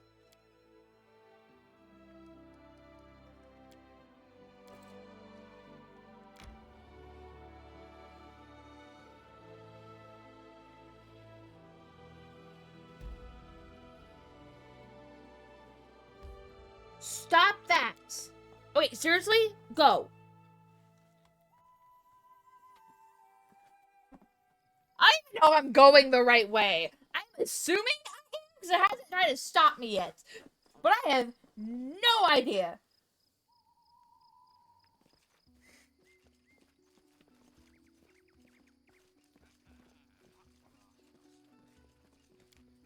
Save my... The gate hinges are deformed and the deadbolt is broken. See, someone didn't want this gate to close. Oh, what is happening? In the name of the Stag Lord, the lawful authority in the stolen lands, we demand this week's tax and some beer. And where's that pretty wife of yours, Oleg? She should serve as dinner. Quiet down, dimwit. Oleg, we're just here for the Stag Lord's tax. Hand over the money and we'll be on our way.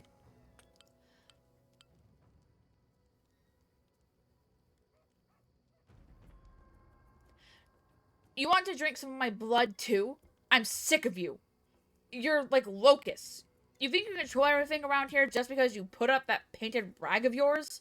You come here, squeeze us dry, and come Ah, you must be the guest from Restov. Okay, so this is where I'm supposed to go. Okay. I'm not interested in bloodshed, but I won't let you rob this man. Be on your way, and I'll let you go in peace. Yeah. I want nothing to do with lawful. Fuck lawful unless it's the best choice. Alright, we'll leave. But what makes you think we won't return with greater numbers? Why would we leave when we got easy pickings from Restov before us? What about your guts and empty your pockets? Oh, this bitch just went invisible.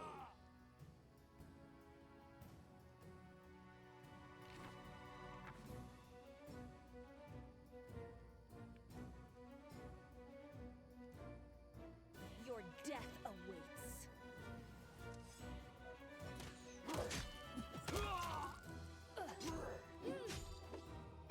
Sneak attack. You clearly see me.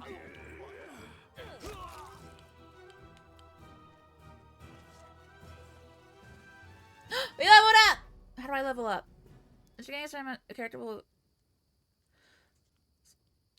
Doesn't say. Okay. Yes. I'm pretty sure I could sell all this since I'm here. How do... Aha! Why the fuck would I want a one in cleric?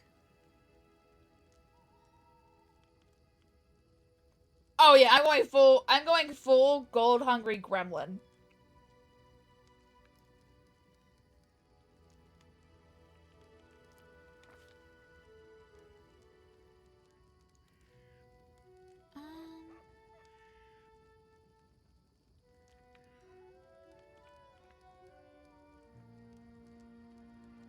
Did not like the negatives there.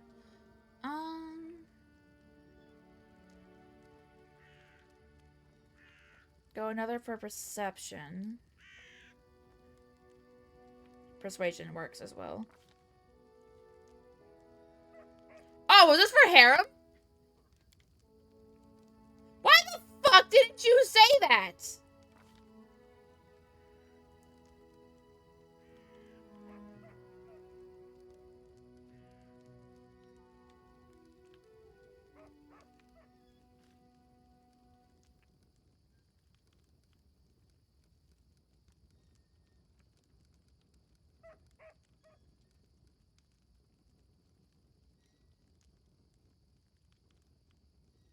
Yeah, this is Pathfinder Kingmaker. It's one of the two that I have, and I believe Armor said it was the first one that was made. So I'm going with this one.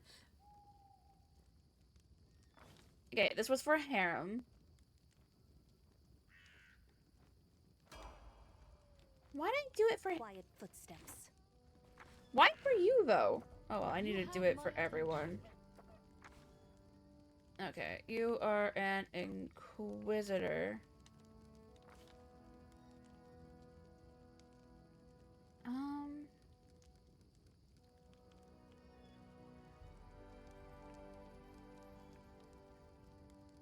Let's go ahead and have your lore up a bit. Let's have you be able to use magical devices too.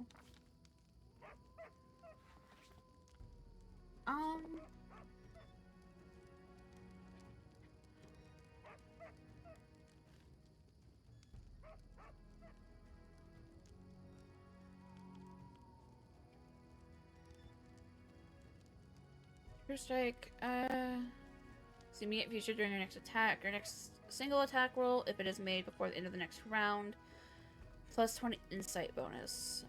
Affected by the mischance that applies to attackers trying to strike a concealed target.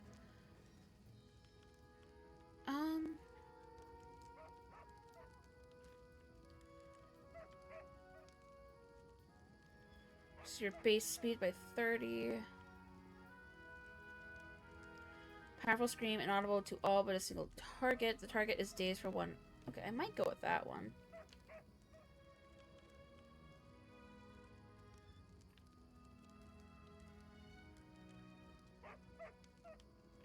I know, yeah, I want you.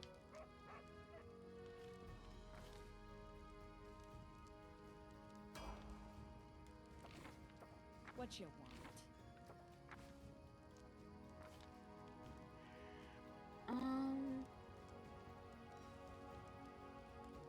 Go for athletics and mobility.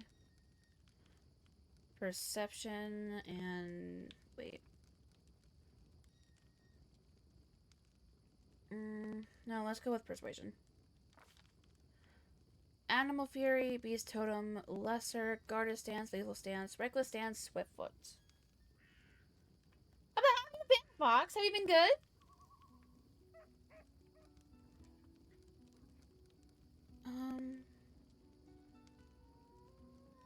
Grenades, a bite attack.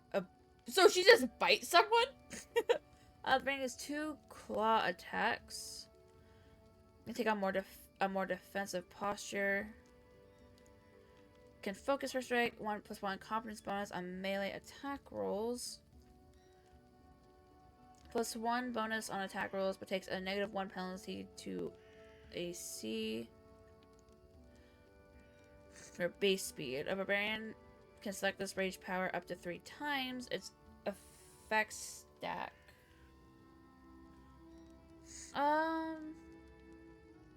Let's go with Beast Totem.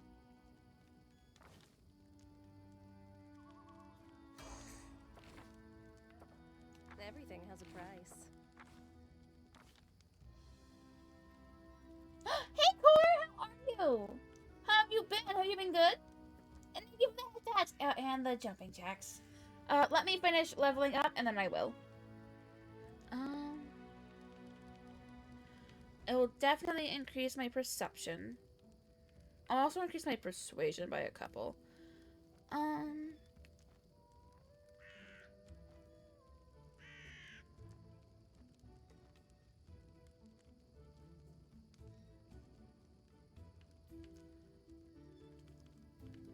Upgrade my stealth and my trickery. Choose one type of weapon. You can also choose unarmed strike, or if you're a spellcaster. Okay. Ooh, I like that. Dagger. Alright. You're sleepy? Then you should get some sleep. Okay. Oh god, my legs are so sore. This is gonna be... The jumping jack might actually be tough. Oh no. Okay. 1, 2, 3, 4, 5, 6, 7, 8, 9, 10. Oh, my legs are murder. standing for long periods of time will do that, apparently. Yeah, you go get some sleep. Precisely.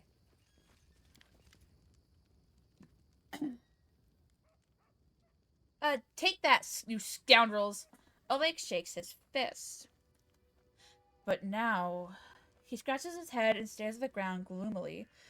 The girl got away, a plague on her. She started to complain to the Stag Lord. They came before to collect taxes, but this time they'll come to punish treason. Now what are we to do? He sighs heavily. If only I could send Svetlana somewhere safe and show those rats what's what. He notices a fair-haired woman approach. Dove, why are you here? I told you to stay hidden. It's all over. I saw it. I just needed to be sure you were all right. The woman looks at her husband tenderly, if with a hint of sorrow. Oleg mumbles something as he looks away, embarrassed. My name is Svetlana. I'm sorry your arrival to our trading post turned out so unwelcoming. Let's get to the point. You say the bandits are going to attack again. Who are they and when will they arrive? Tell me more about yourselves. I saw someone run out of the trading post. Do you know who it was? Oleg, I would like to see your goods. Wait for... Oleg waves his hands sullenly. Who are they? They're the Stag Lord's gang, that's who. These lands teem with bandits like bedbugs in a beggar's hut, and you just stirred them up. They have a camp not far from here. I expect they'll return in full force in half a day, maybe less. The Stag Lord won't take an insult like this lightly, and his henchmen are more than like demons than men. Tell me as much as you know. How many bandits are there? What do they want? They claim they collect taxes. Why? You don't have the fear. I'll help you deal with the attack. I'll help you. I'm not really interested in your post, but I never back down from a good fight. The safety of your post may have been one of the conditions Jamari Adari placed on granting me barony, but she said nothing about having to listen to your wife. As much as you know.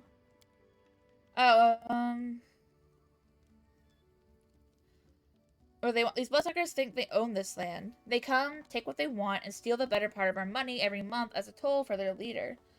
They even broke our gate so we couldn't try to hide anything from them.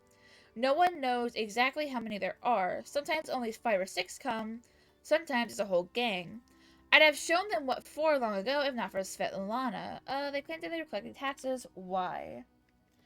For the Stag Lord and his cronies, of course. The Stag Lord fancies himself a king in these parts. He may have antlers for a crown, but all the troublemakers around here are happy to follow his orders as long as they're paid. So they charge an arm and a leg as taxes, and they call their executions punishment for treason. Even those who never swore allegiance to the Stag Lord. They're killed fast if they're lucky. If not, Oleg looks to Svetlana. Dove, why don't you go start supper while we finish our talk? I'm known to be protected from dark talk. I'm not some blind kitten, you know. I've seen what they do to people. Svetlana lowers her head. And most of the gang is made up of simple bandits, but there are a few monsters among the leadership, especially those close to the Stag Lord. Ox and Dovin are from Nisrosh come to mind. They like to make a show of their tortures and executions. My husband and I, we saw the bodies.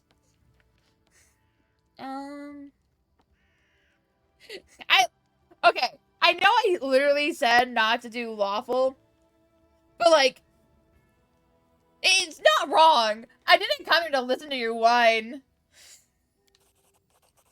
So, what? I should start calling you your grace and kneeling as you pass? I may not be a noble, but I have my dignity. You won't see me crawling on my knees. Let's prepare for the fight, and then we'll see what kind of baroness you are. Let's see. I have some spare traps, some tar, and a box of alchemist fire. I'd bet it could help in the battle.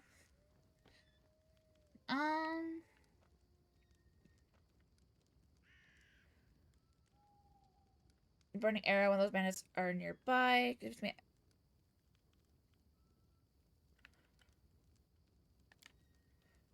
But that set the post on fire. Well, maybe we cover the walls with something to protect them. Alright. Yes, I think it could work. I'll even shoot the arrow myself. I used to be pretty good with a crossbow back in my day. best way to use tar and traps. As soon as you're finished, let us know, and don't leave the post. The bandits could return at any time. That's easy. Oh, can I go in here? No. An old well has been renovated and cleaned, and even has a new roof. The way seems clear.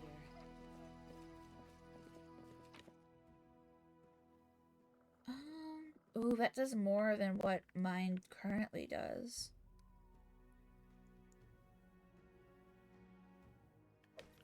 I will not be trifled with.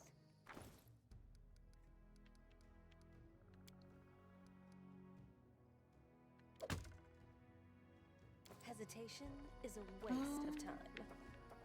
Here I am. See? Yes, there you are.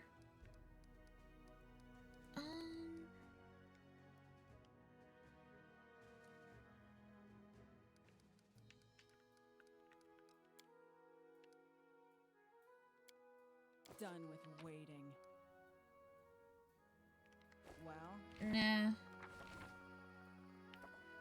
What do you use? You're the scythe wielder, right? Yeah. State your desire. And then what do you use? Oh, okay, you use the maces. Okay. The end draws near. Stay on your toes. So I don't really need anything there. You brought the resub! How have you been? And have you been good?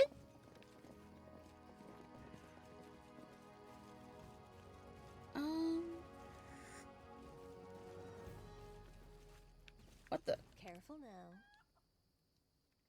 Some steel traps in the box. Use traps to help catch the bandits. Precisely. Precisely what? He already has a heavy mace. I always have the upper hand. Spells hard near the entrance, post entrance to slow down the. Yes! Then we set it on fire. They're just walking into a giant fire trap. Everything has a price. I do things my way. Meh. Like, not bad, but better than I did before. I will not be trifled with. Okay, I think that's everywhere. I don't think, yeah, I can't. The way. Aaron, what you doing, bud?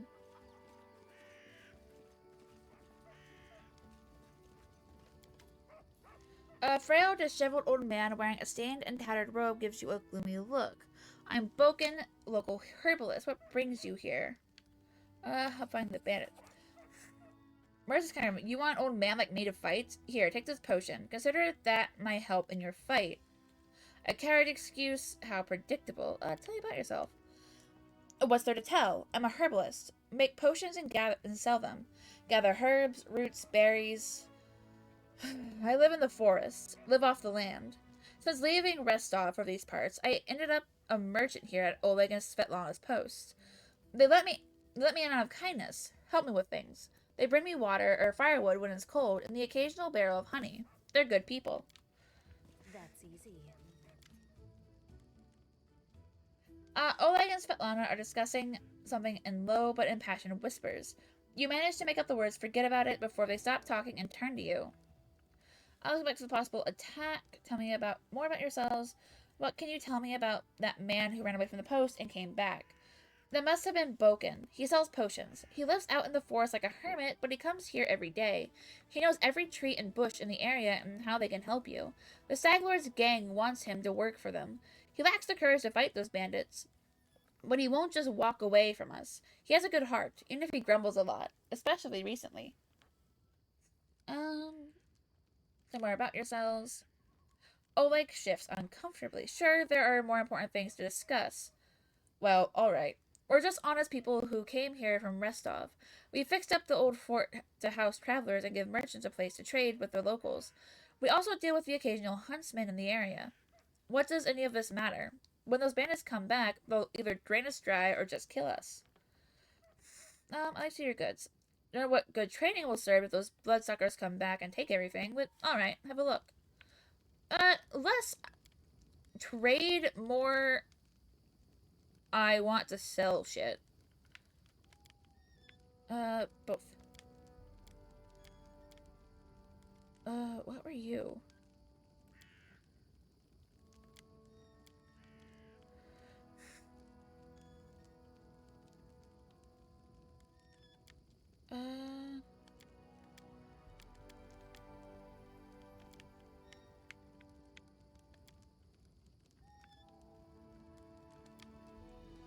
I want to keep the rope in case I need it.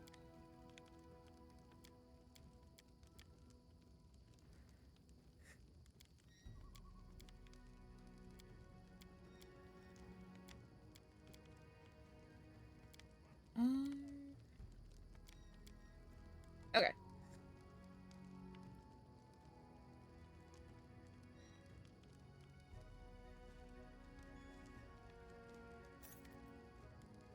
I now have some money to work with.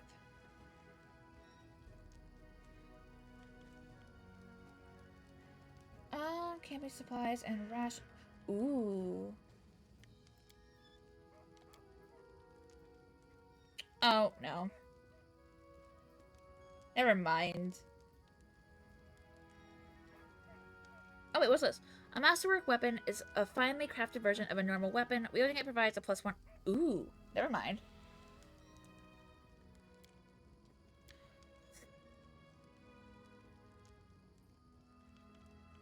Dude, these are so expensive, though.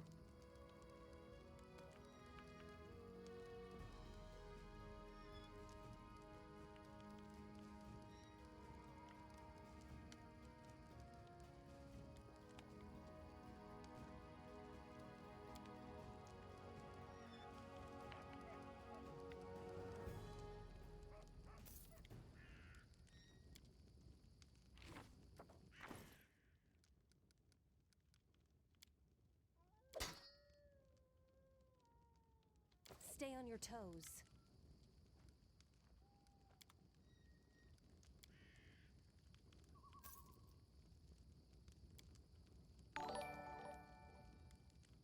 What? Okay, thank you for the follow. You are now my darling pup. Welcome to the den, honey. If you don't mind me asking, and if you're comfortable talking in chat, how did you find me, sweetie? Okay. Possible attack. Okay, so that's... Mary flexes her shoulders. Finally, a fight. Was bored with all that talking. I see you're not easily cowed. I beg you, be careful. And please don't let Oleg do anything too risky. So, Vana, go and hide inside. We're going to meet our guests. Oh, well, welcome in. I hope I do not disappoint. I am prepared to meet my end. Are you? Hiram, I love you. You're great. I'll loot your corpse.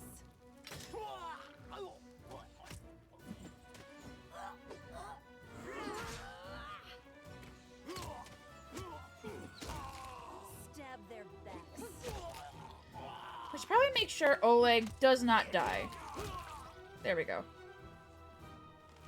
And there's the one archer.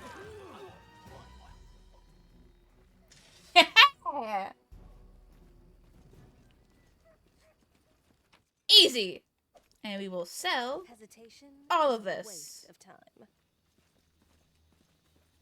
Quiet footsteps. Oleg, I want to sell some more things. Oleg was drinking heavily, but he shakes his fist in the air menacingly. You rats got what you deserved. Now they'll know better than to treat honest people like cattle. We should call Boken out before he freezes in those bushes. Now, my lady, head on up to the guest rooms on the second floor. You deserve some rest after such a battle. I need to clean things up. And this is for your efforts. Now, don't offend me by trying to turn it down. Just take it. An honest fight deserves an honest reward. If that were more If that were more common practice in this world, I think life would be so much better. Precisely. Okay, you said Bogan was in the bushes? I don't think I'm gonna find him.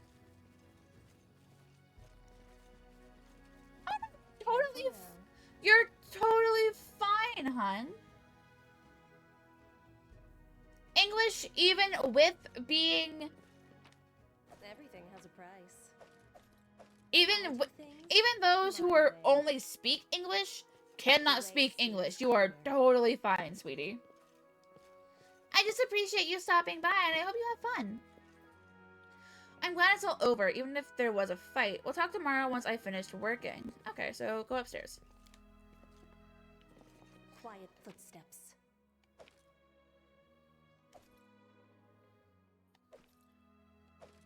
I will not be trifled with.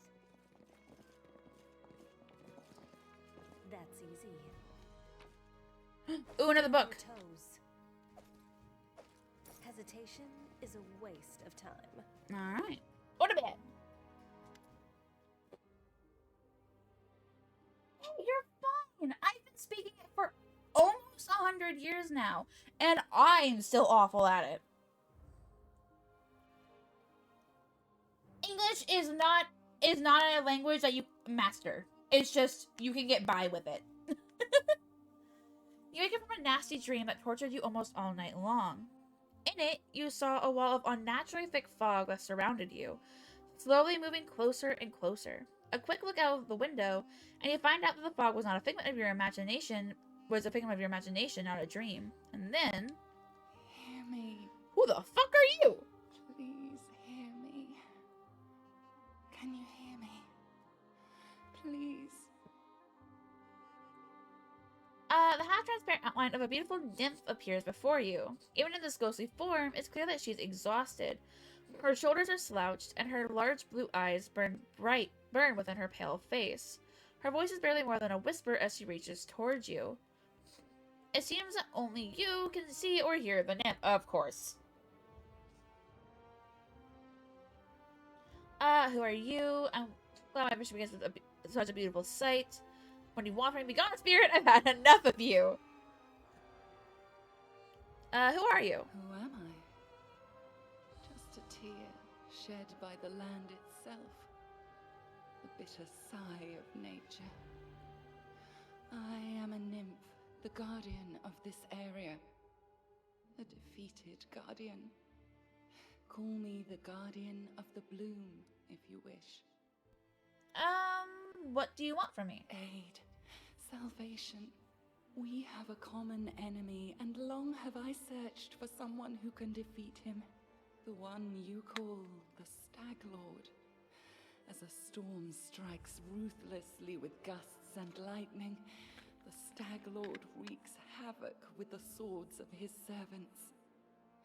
And not just in the world of people. The land also suffers from the evil he brings.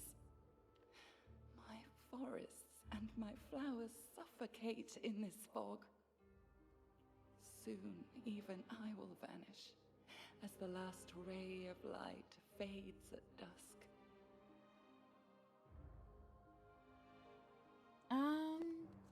The Stag Lord is responsible for the fog? Yes. It hides his fortress as well as his dark deeds. But while responsible, he did not create this affliction. It is the work of a powerful druid who has betrayed even himself. I know not why the powers did not leave this renegade, but even I was unable to defeat him.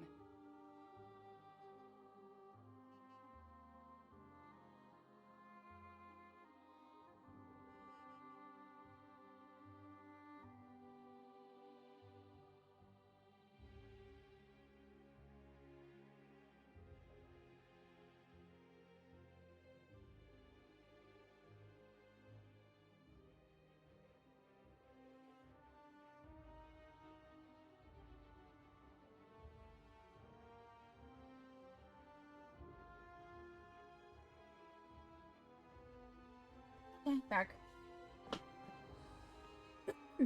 How I help you? This fog, it enshrouds, entangles, suffocates. Oh. If only I could learn how it was created. But my powers wane. I have barely the strength to call out to you.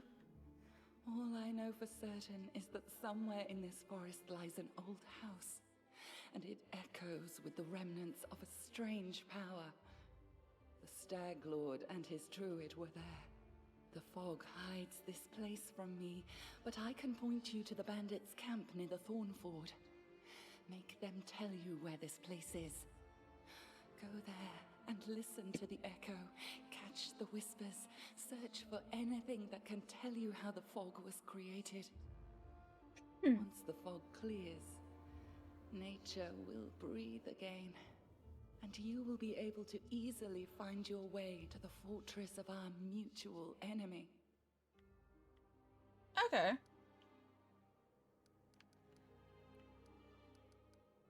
Beauty is so tender.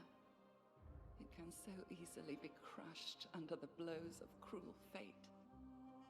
But you can save it from being undone. I understand farewell. I don't believe in fate, stranger. But our meeting seems more than a coincidence. I always have the upper hand. Do you? And this location is a sort of headquarters where you can prepare for your party for a new expedition. Friends don't follow you around and will go about their business. You speak with them freely to get to know them better. Oh, okay. Oh, who are you? The elf looks straight at you through the tangled hair falling over her face. Hey, you're an adventurer, right? Seeking your fortune in the stolen lands? You aren't the only one of your kind here. Take my advice. Keep your eyes open and watch your back. Sometimes the ones who call themselves your friends are more dangerous than your enemies. Judging by the elf's voice, it's obvious that she started with the day with a jug of wine. Who are you? The elf grunts. Enarel 8 Eyes. Once upon a time, I was famous throughout Absalom. Enarel 8 Eyes of the Reckless Six. Well, glory passes quickly. A few miserable decades later, and no one recognizes you on the street anymore. What a shame. Yeah, go get some water, honey. Hey, no, you're totally fine. I'm not the complete best at responding to chat when I really get into something, but I will try, and I will try to interact as much as I can. But when there is, like, a lot of talking, like, or reading like this, I tend to want to finish reading before I, talk with chat, which isn't always the most convenient strategy. I should have the bonus items now? Okay, I can check. What are you doing here? I sit here waiting for adventurers who are in need of help. We may be sitting here in a backwoods tavern, but in Absalom, I have a lot of friends who are eager to make a few coins. They have brave hearts, but shallow pockets. A little gold would be a welcome change for them. I can send them a message, and they will come from Absalom through a portal. If you're interested, just give me a sign, and we'll arrange everything right away. Also, I can summon the tutors from the Pathfinder Society, who can retrain you and your companions. They're quite willing to do this for free, the first 3 times you request their services. After that, the price for retraining will gradually increase. Such is their way of doing business with all new clients.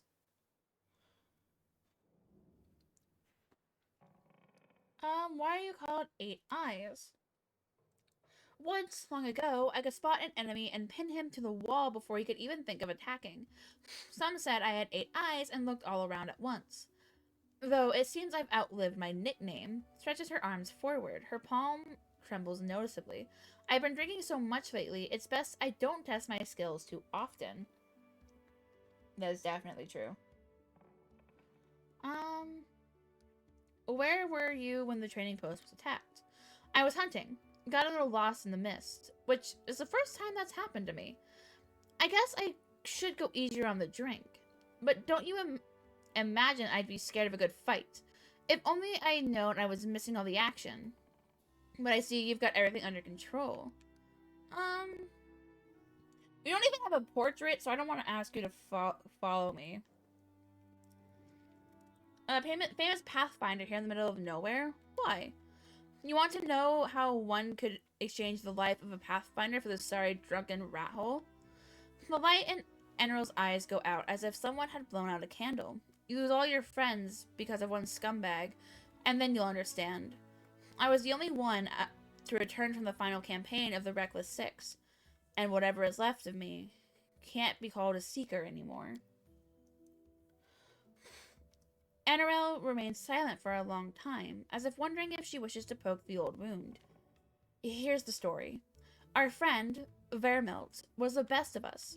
Wise, brave, friends with everyone. One of those friends, Adavian Adrescent, sent him a disturbing letter. He stumbled upon mention of some ancient books on the art of necromancy. Secrets like those are best left hidden forever. Trust me, I've seen what that kind of magic can do. The elf bites her lip. To make a long story short, these volumes were supposedly hidden in the catacombs of Gallowspire.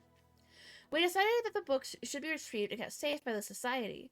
We gathered in a tavern, discussed the expedition, and then proceeded to Usalov. It was a normal mission, a quick and quiet recovery. Enrel smiles bitterly. But everything turned out to be much more complicated. We barely made it through the Witchgate Forest. All those terrible living trees, undead druids and their arches of bone. It was a miracle we managed to make it out alive. We chosen Wren Church to stop at. It was marked on Vermelt's map as a safe enough haven to hole up in and lick our wounds. How I wished that had been true. Vermelt was the first to perish. He was attacked by one of the monsters hiding in the stables. It tossed him about like a feather, and threw him down an ancient well. His shout echoed for a long time, and I didn't hear the sound of him landing. And then... Enrel pauses and turns away, hiding her eyes. Enough. I shouldn't have gone into this. Who am I to stir up others' feelings with all my chatter? We'd better forget about it for now. Maybe I'll tell you more some other time, but not today. I want to know more about the Pathfinder Society. What exactly are you, what is the purpose of the society? It's a school of adventurers. We search for those who are eager to test their skills, and we educate them and give them ideas on where on Golarion they might seek their fortune. They look for forgotten knowledge, secrets, and lost artifacts. They're explorers and pathfinders. We're a sort of mutual assistance club for adventure lovers.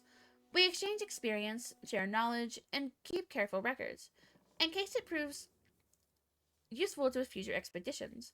And also, we publish books for thrill seekers and bored urban teenagers from wealthy families. What kind of members do this society have? All sorts of adventurers. We have representatives from all races, religions, and beliefs. The Grand Lodge is an Absalom, but there are many smaller lodges throughout Golarion, and the venture captains direct pathfinders to their goals from across all corners of the world. There are many renowned heroes in the society, and many scoundrels as well, whose service to the society has brought them fame. Who does the society support? You mean, who does it serve? No one in particular. Pathfinders try not to get involved with the quarrels of others. They serve only the spirit of adventure, and sometimes they happen to save the world. However, that doesn't mean there are no black sheep among the Seekers. Okay, we'll talk about this later. Regarding your story. Began... Oh, okay, so that's not... There's nothing new.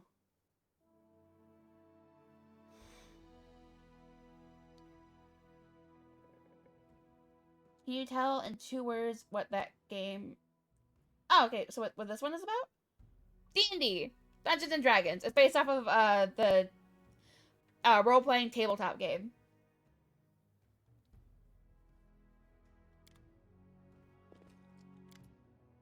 Good day. I hope you're feeling alright after that battle. I can't thank you enough for what you've done. I definitely don't want you to waste your time, but if you have a moment, I have a request. What do you want to ask me? Svetlana lowers her head. This is a very personal request, and maybe not important enough for your time. I'll completely understand if you say no. But the first time the Stag Lord's thugs came here demanding money, they also took my wedding ring. Just tore it off my hand. It's just a trinket, really, but it meant so much to me. I remember every moment of the day Oleg came to me, that ring in hand, to ask if I'd marry him. I was standing in a fancy dress on the stairs of my father's home, fearing that I'd misheard something, or that I'd say something stupid and everyone around would laugh. Svetlana interrupts herself, shaking her head gently. If you happen to find my ring among the bandit's possessions, please bring it back to me. It's easy to recognize. My name is engraved inside the band. Svetlana drops her eyes, lowering her voice. There is one more thing. Among the bandits, there's a dark-haired woman who wields dual axes. She's not bad in a fight. In fact, she can be extremely dangerous and cruel. But please, I beg you, show her mercy if you have the chance. I can't promise anything, but if I do come across your ring, I'll return it to you. Tell me about yourself. How did you and your husband find the courage to establish a trading post in the Stolen Lands?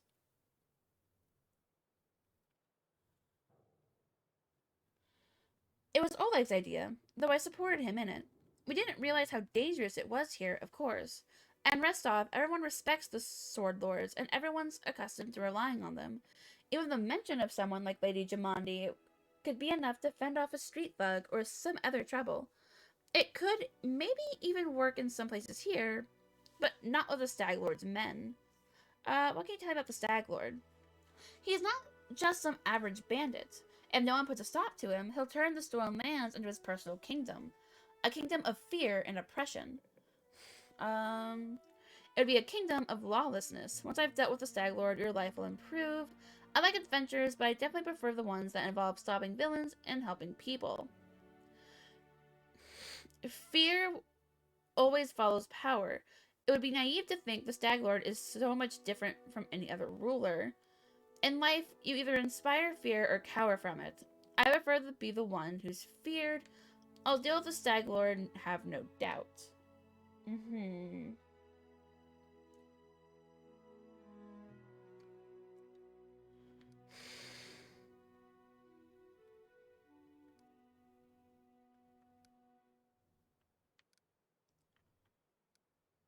I'm really liking the lawful evil options, and I hate it.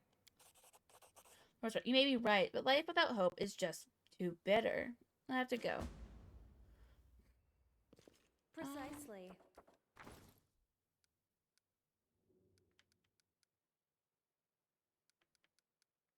Okay, I don't have anything, so it's probably something that I have to find.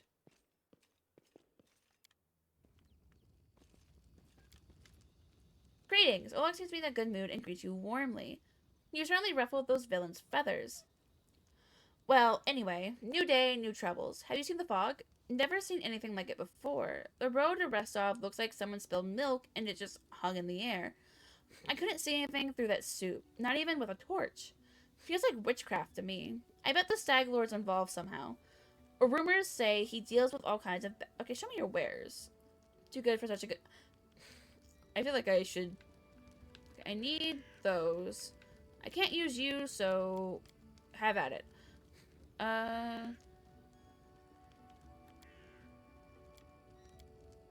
Selling what I stole from you. It's fine.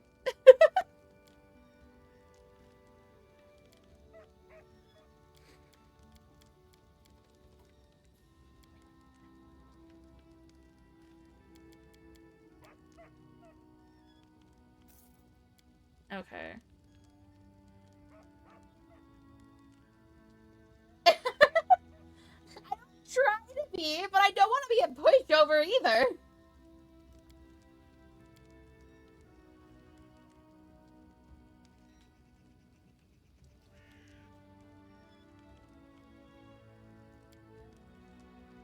Oh my god, that's expensive as hell.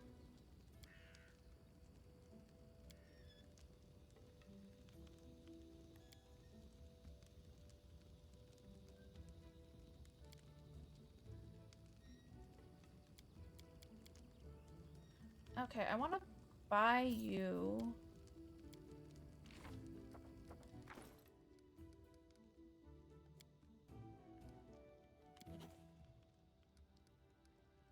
And then... Trifled with.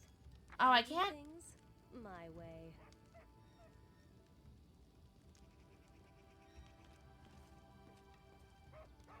I don't know if it'd be better to get the ones that I see, but I don't want to, like, waste the money on getting something that I don't actually need and then him buy it back for, like, less than what I paid for. Ugh.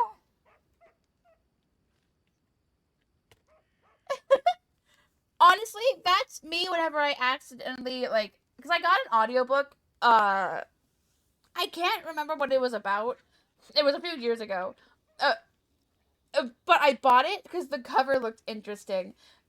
Never judge a book by its cover, because I started listening to it, and I got lost within, like, the first few chapters. Like, so many big words, and, like, I don't understand what they're talking about. So it's in my audiobook library, and I just have no idea. I can't get rid of it. Yeah, this is definitely something that is aimed more towards those who've played, like, D&D and the like, because it follows, I think, similarly the same rules.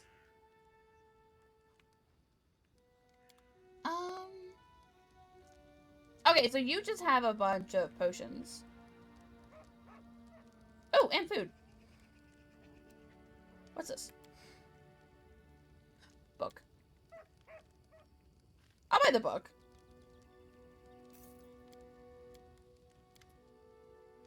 Okay, I have a new way. Look, guys, that you something interested. Well, since you're asking, there's a cave nearby. I used to pick berries in there, but the place has been overrun by spiders. The berries are red, look a lot like raspberries. Fangberries, I call them. I'd be real grateful if you gathered a basket of them and brought them back. Oh! Just be quick if you do. They spoil quickly. Those spiders in the cave are mean. Here, let me give you some alchemical fire. Crafted it myself. Burn those spiders to a crisp. That'll teach them for taking over my Fangberry cave. Last, we need a bucket of moon radishes. They're a rare and mysterious plant. I don't know where to find them, but I know that kobolds gather them and value them highly. It's not a huge deal, really. I'd do it myself if I were younger. But if you're willing, I'll pay you. 3 potions for the berries and a purse full of coins for the radishes. Why do you need them? You want to know, huh? Well, I'll gladly tell you after you bring some to me. Alright, I'll try to help. Just watch out, alright? Don't end up as someone's lunch. Alright. Quiet footsteps. Tell me about yourself. Why open the... I just dislike the noise. Oleg answers reluctantly. I'm from Rostov. Cities are complicated. Lots of people, and each with their own place on the shelf. Bow before this one, fear this other. Don't do business with the third, but be sure to be extra nice to the fourth. And villages are a little better. Everyone likes to stick their noses into each other's business. I just wanted a place where I could be my own master, and so I ended up here. Okay, that makes sense. Do you know anything that could help me find... Okay, how about... That's quite a task you've set up yourself on. The Stag Lord has a fortress somewhere in the area, but only get few chosen from the most trusted of his rabble are ever invited. The location of the fortress is a heavily guarded secret, and with this fog hanging around, I imagine it could be even harder to find. I suppose you could try to follow the trail of those bandits who attacked the post before. They came from the southwest, from the side of the Thorn River. The fortress might be there, or at least some large camp of theirs where you could find information. What else can you tell me about the Stag Lord? Not much. Not like I've sat down and shared a cup of wine with the man, you know? But I think he arrived in the Stolen Lands less than a year ago, from what I've heard. But as soon as he got here, he took over everything. I wrote to Rostov, tried to warn them that the Stag Lord wasn't some typical gang leader, but they didn't listen. The rumors about him are horrible. He'll kill a person if they so much as He'll kill a person if they so much as disagree with him. He never reveals his face. Those who've seen him up close report the same thing. Ugly scars cover every inch of his skin not covered by his clothes. The Stag Lord's past is a mystery. He just arrived one day. He was immediately a power to be reckoned with. I guess the most surprising thing about him is that he has as many followers who admire him as he has minions who obey him out of fear. He got some inner strength in him, or maybe an inner madness. There are many who seem to follow him because of that madness, like it was some kind of virtue. Well, speaking of the time, farewell. Oh, the road! Monster Hunter! Was it fun? How'd you do? How far did you get? Did you guys have fun?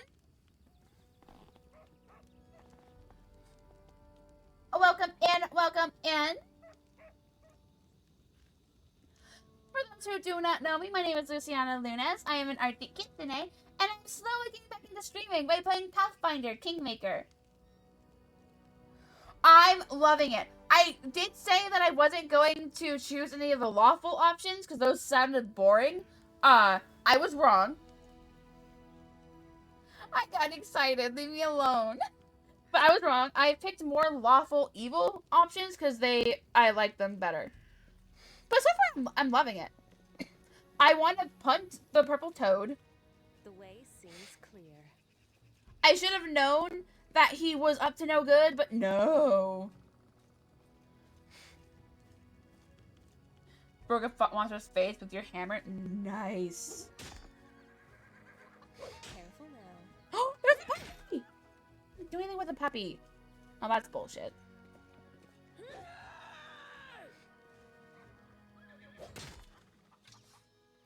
We're gonna talk? Amiri utters a wary sigh. Alright, spill it. I'm listening. Of course I did! I'm a rogue! That's what rogues do!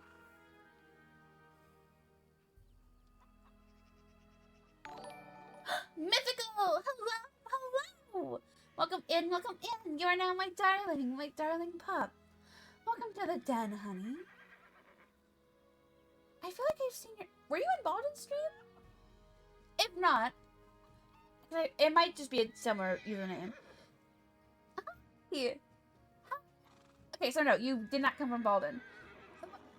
Might be asking then, how did you find me, sweetie? Oh, you were? Oh, it's really nice to see that you didn't come in with a raid. But welcome in. How have you been, hon? I'm listening. We're just talking, you don't like it? Shrugs several times, perhaps flexing her muscles, or maybe just filling in the silence. Dunno, she admits at last. Depends on what we're going to talk about. If it's about monsters or swords or scars, I approve. That's good. Yeah, Armor got it for me. He just kind of sends me random games, and so far, none of them are all that bad. But I think I'm going to try and focus on this one, because I've already posted like several games to the side to play it. So I think I'm going to try to focus on this, and then see what happens. No, but I'm also really excited to talk to people. So I feel like that might also be a slight reason. And if you're going to ask questions, like why and what for and how, screw this. Amiri looks you over slowly, head to toe. Or you got even harder ones. Tell me about yourself. This simple question seems to puzzle Amiri. She scratches her head, then starts counting on her fingers. First, I'm a barbarian. I'm strong. I grew up in the realm of the Mammoth Lords. I left my tribe, the Six Bears. Amiri looks thoughtfully at her 4 bent fingers and shrugs. And I like fights, she concludes, bending her thumb.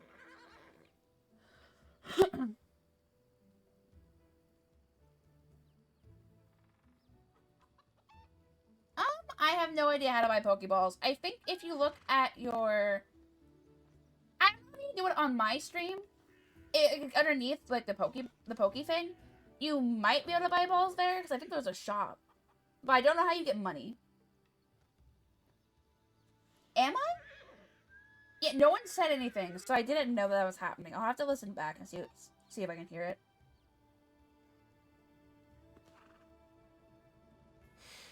What's it like to be a barbarian in the Six Bears tribe? Ha! Our people are big and strong. We can cut a monster in half with one swing. We can walk 3 days and nights with no rest. We can eat a whole fried... Auros? I guess you had to do a lot of training to become as strong as you are. Training? No one freaking trained me. The boys of the Six Bears got the training. All I could do was watch. Amiri's eyes gleamed with anger. And you know what? They were still crap even after all that training, because I kicked their butts hard. Nice.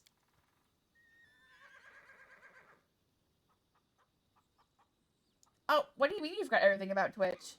Is there something that you forgot? And no, you're given some Pokeballs. Like, if you start, like, a Pokemon game, they give you, Pokeballs. But as soon as you run out of those, you do have to buy more. Yeah.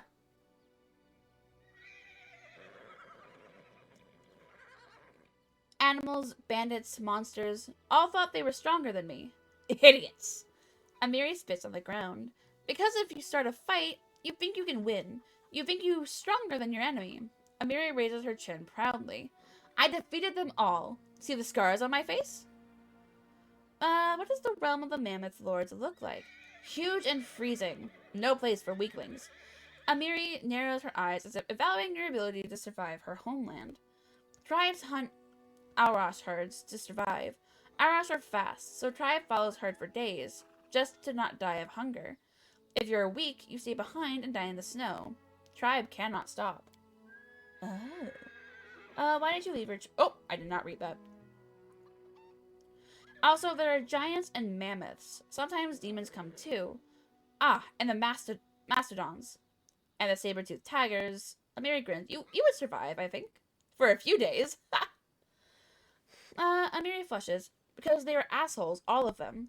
Men were cowards and scoundrels, and women were scared like sheep. Amiri rolls her bloodshot eyes in fury. Men there think no girl can be a fighter, because they are weak. They are afraid a woman can beat them. And females just nod. Go so high, it's cook meat, watch kids. That's what they always say. But I'm a warrior, damn it. I won't cook hides and watch meat.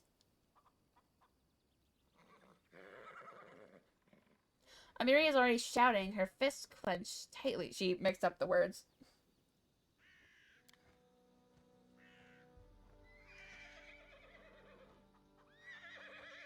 I told them so. I went hunting with men. And what did I get? Still the same. You're a woman. You stay home. Even gave me a nickname. The Soft Chieftain. Like a warrior woman was a funny joke. Damn. I even went to hunt those shit-faced frost giants, and they're... Amiri suddenly stops, breathing heavily, sweat beading on her forehead. After a moment, Amiri waves her hand awkwardly and forces herself to grin. So I left. Cowards, scoundrels, and sissies they were. That's why. I feel like there's more to it, but I don't think I can push it. You're quite a good fighter. Amiri jerks her head up. Quite good, huh? Compared to who? If I was a crappy male, I'd fight better, is that what you'd say? She glares at you, her eyes narrow.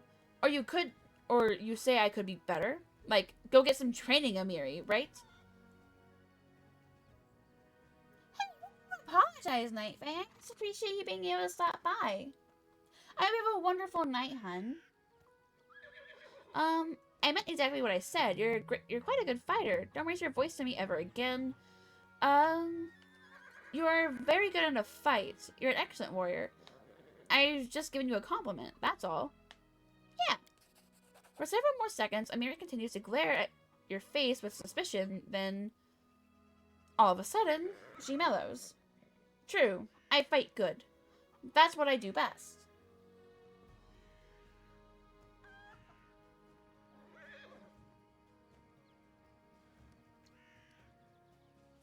You're rather rude. You bet! Amiri grins and suddenly frowns. I'm a fighter, big and strong. Everyone's afraid of me. I can't play the softie. Who would ever fear me then? The contemplative expression disappears from Amiri's face, replaced by a dreamy grin. I enjoy being feared. When I pass by and all the sissies almost faint. Knees trembling, teeth chattering, shit dripping down their pants. Oh my god. Amiri falls silent, fascinated with the picture her imagination has created. Thanks for telling me. Let's talk about something else. Why not? Amiri frowns, but you feel she's glad to change the subject. So why did you leave your tribe? And what's the story about the Frost Giants? I told you already, they were assholes. They treat women like sheep, not fighters. I mean, as for the giants, I'll tell you later. Someday. Maybe. That's a formidable sword, but it's not just a simple weapon, is it? You bet it's not simple. Check out how big it is! She proudly raises the blade, and you notice that, even though Amiri is extremely strong, she still has difficulty wielding such a large sword. This sword belonged to a real blasted frost giant. I killed the beast, and took this looker for myself. Fits me perfect! My damned trophy! Amiri's eyes flash with menace, as if she's challenging some invisible enemy to try taking away her trophy. Oh, we are not telling her to leave. Thanks for talking with me. Let's speak again later. Talking. When would we do some monster killing instead? Amiri sighs and turns away. Yeah, you said that she was she was basically from the book, right? Sprinchy with a nod. Speak. I'd like to hear your story. Stories. Jeffel shrugs. Stories are boring and a waste of time. I have killed. I was exiled from Kyonin. I died. I was raised by Urgatho's gift. That is my story.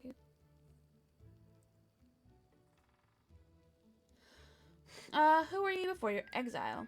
It's rather amusing. I belonged to a wealthy family and held a high position on the courts of Idara, the capital of Kyonin. When my little wrongdoings were revealed, the trial was held in the very same court where I tried cases and delivered sentences over several hundred years. An awkward situation, don't you think? Who did you kill and why? Family. 4. Jeffel's voice is calm and ordinary, as if she's speaking of something trivial. But why is the more interesting question. What is the worth of 1,000 years if you cannot enjoy it like your first 10 dozen springs? The elf's voice sounds unusually vehement. Everyone considers elves ever young, but our youthfulness is but a mask, a threadbare ritual gown. What lies underneath? The dust of years and jaded repetition.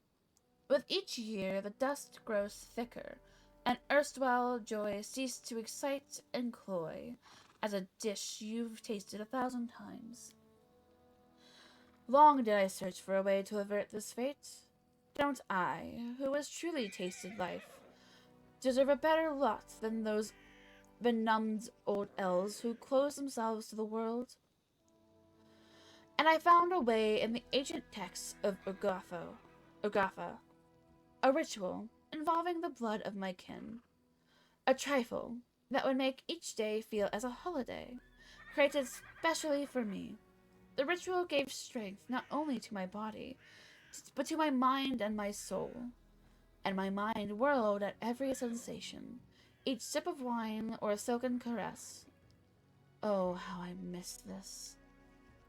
My cousin was the first I used for the ritual. It was a simple matter to pass her death as an unfortunate accident, but the enchantment would not last. I had to find another, and again conceal my trail. With the third death, my family grew suspicious, and upon the fourth, my deeds were finally revealed. Such a pity. If not for this, my own life even now would overflow with burning pleasure. For I have dozens of useless relatives. I hope you suffered fair punishment for your crimes. No, we're not doing that one. Did you kill innocent elves for entertainment and pleasure? That's abominable. I'm not one to judge you for your past deeds. An objective worth pursuing, but it would be better to refrain from secret murder. There are many ways to arrange a death while keeping within the boundaries of law and decency. In the end, we all live for ourselves. The lives of others shouldn't... Okay, yeah, neutral evil is what I'm going with. I concur. The elf nods in content. But not many possess the courage and honesty to admit it. The world is filled with cowards and fools. Do you have family in Kyonin? Anyone who is dear to you? Do you mean someone I would hesitate to sacrifice? Perhaps my daughter. I would regret the wasted efforts. The creature turned out quite well. Like a properly trained dog, or a well-managed horse. Ah, she's one of those mothers. Is exile your only punishment for murder? For an elf, Jathel points pointedly. Exile is a serious punishment. There is no other Kyonin in this world. Even I, who despises its hypocrisy, must admit as much. How did you die? And what happened after? Jathel frowns. I don't remember my death. I was stunned by the sentence of exile, and I admit I showed weakness. I wandered aimless, absorbed in despair, without concern for my safety or sustenance. And then, I remember desolate rocks, a stone I lay upon, a convulsion, passing not only through my whole body, but through my soul. Then I awakened. Cold, calm, my body overwhelmed with strength, but haunted by a strange internal silence. There were bloody prints of bone, a bone feet on the stone next to me, the sign of the goddess. A battle scythe lay nearby. That was the first and the last time I heard Urgatha's voice. She spoke but 3 words. Hail the Inquisitor. That is all. She has neither addressed me nor answered my pleas ever since. I will not bother you with the story of how I tried to comprehend my new condition. Soon I had a chance to put my new powers to the test. A group of my kin had tracked me through the woods. They were insolent, and would pay dearly for this. But I had to reckon how I might free myself from their persistent chase. A powerful protector from among the short-lived could help me, and the Sword Lords seemed suitable. That is all. Tell me about your birthplace. I hope you do not ask from my idle curiosity. Kyonin is the birthplace of the elves. The other races are allowed to visit, with reasonable limits. Usually, only as far as Greengold. That is the enclave for half-breeds and the short-lived, a whim of our queen. I enjoyed going there sometimes, as to a wild beast show. Beyond this caricature of a city, Kyonin is a mixture of grandeur and the sad remains of ancient glory.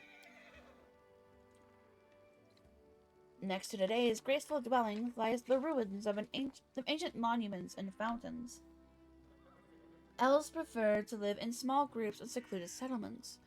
The most outgoing and ambitious live in the capital, Idara. Daily life is filled with the efforts of 100-year-old infants seeking worthy goals, and 1,000-year-old stony cynics entertaining themselves howsoever they can. That is all. It's scarcely worth mentioning that even this gloom is far more tempting than anything one finds in the lands of the short-lived. I'm not talking about your past, as you wish. Select the undead. Do you wish to know what it means to me personally? Or what powers or limitations does it impose? Do you regret not being alive anymore? A shadow passes over Jathel's face. You surely know how to ask questions. She says nothing for a long time. 2 desires led me through life. To feel pleasure and time again, and to achieve perfection. Unlife brought me closer to the second. I am changeless, torn from time. The chaos of the world, and even the soul circle, have no power over me. But everything comes with a price. Most things that brought me pleasure in life are meaningless to me now. How can I decide which is better? There's no purpose in living only for yourself. It makes life... No, fuck that.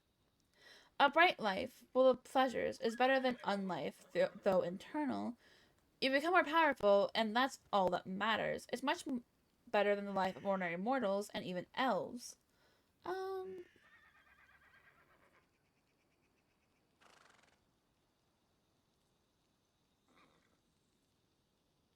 I'll go chaotic neutral. Perhaps. But the choice was made for me. I have nothing left but to follow the will of the goddess. How do healing spells, prayers, and potions affect you? Dreadfully, of course. Your healers had better stay away from me in battle. The undead are healed through interaction of negative energy, and I can perfectly manage that on my own. You don't need to sleep, right? I am spared from that bothersome need.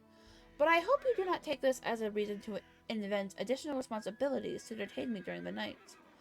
I spend this time meditating and addressing the goddess. What about, carnal pleasures? A tactless and facile question. That pleasure is now as senseless to me as food or wine. Action without feeling.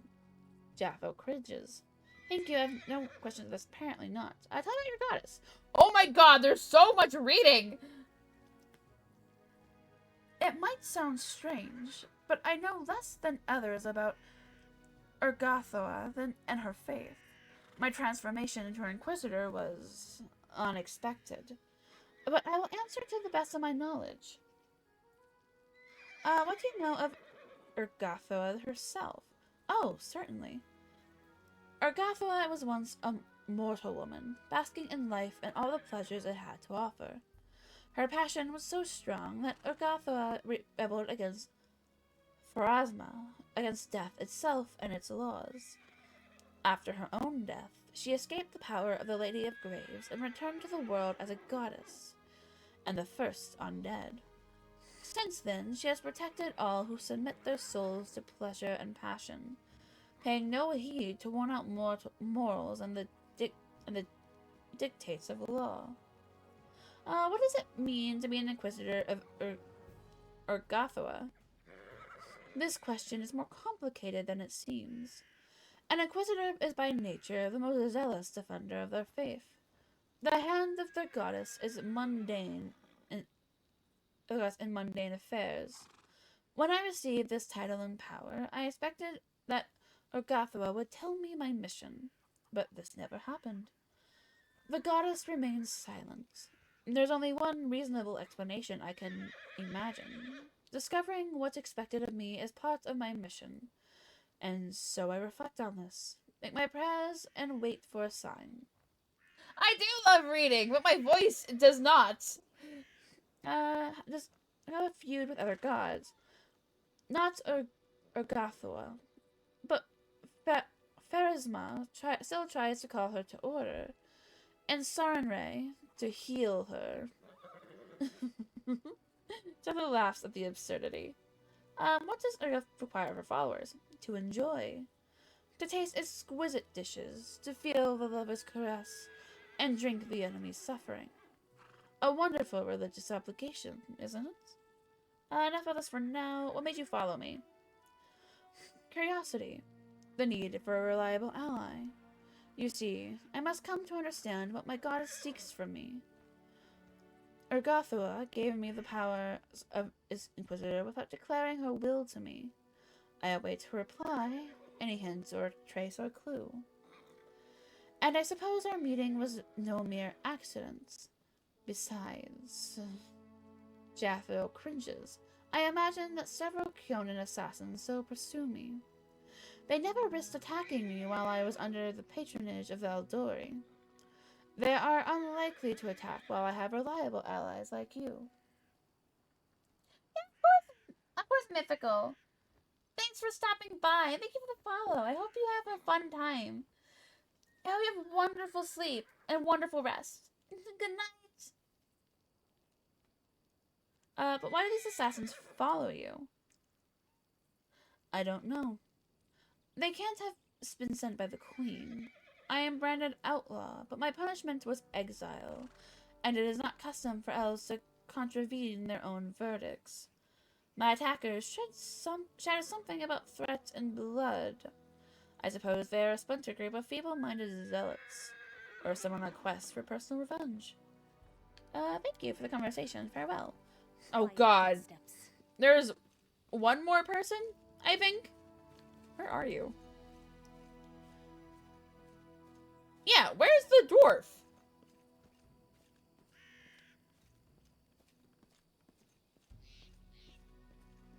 Did I miss him? Precisely. Don't precisely me. Where the fuck is he? Okay, so that hasn't been fixed yet. Is he still inside?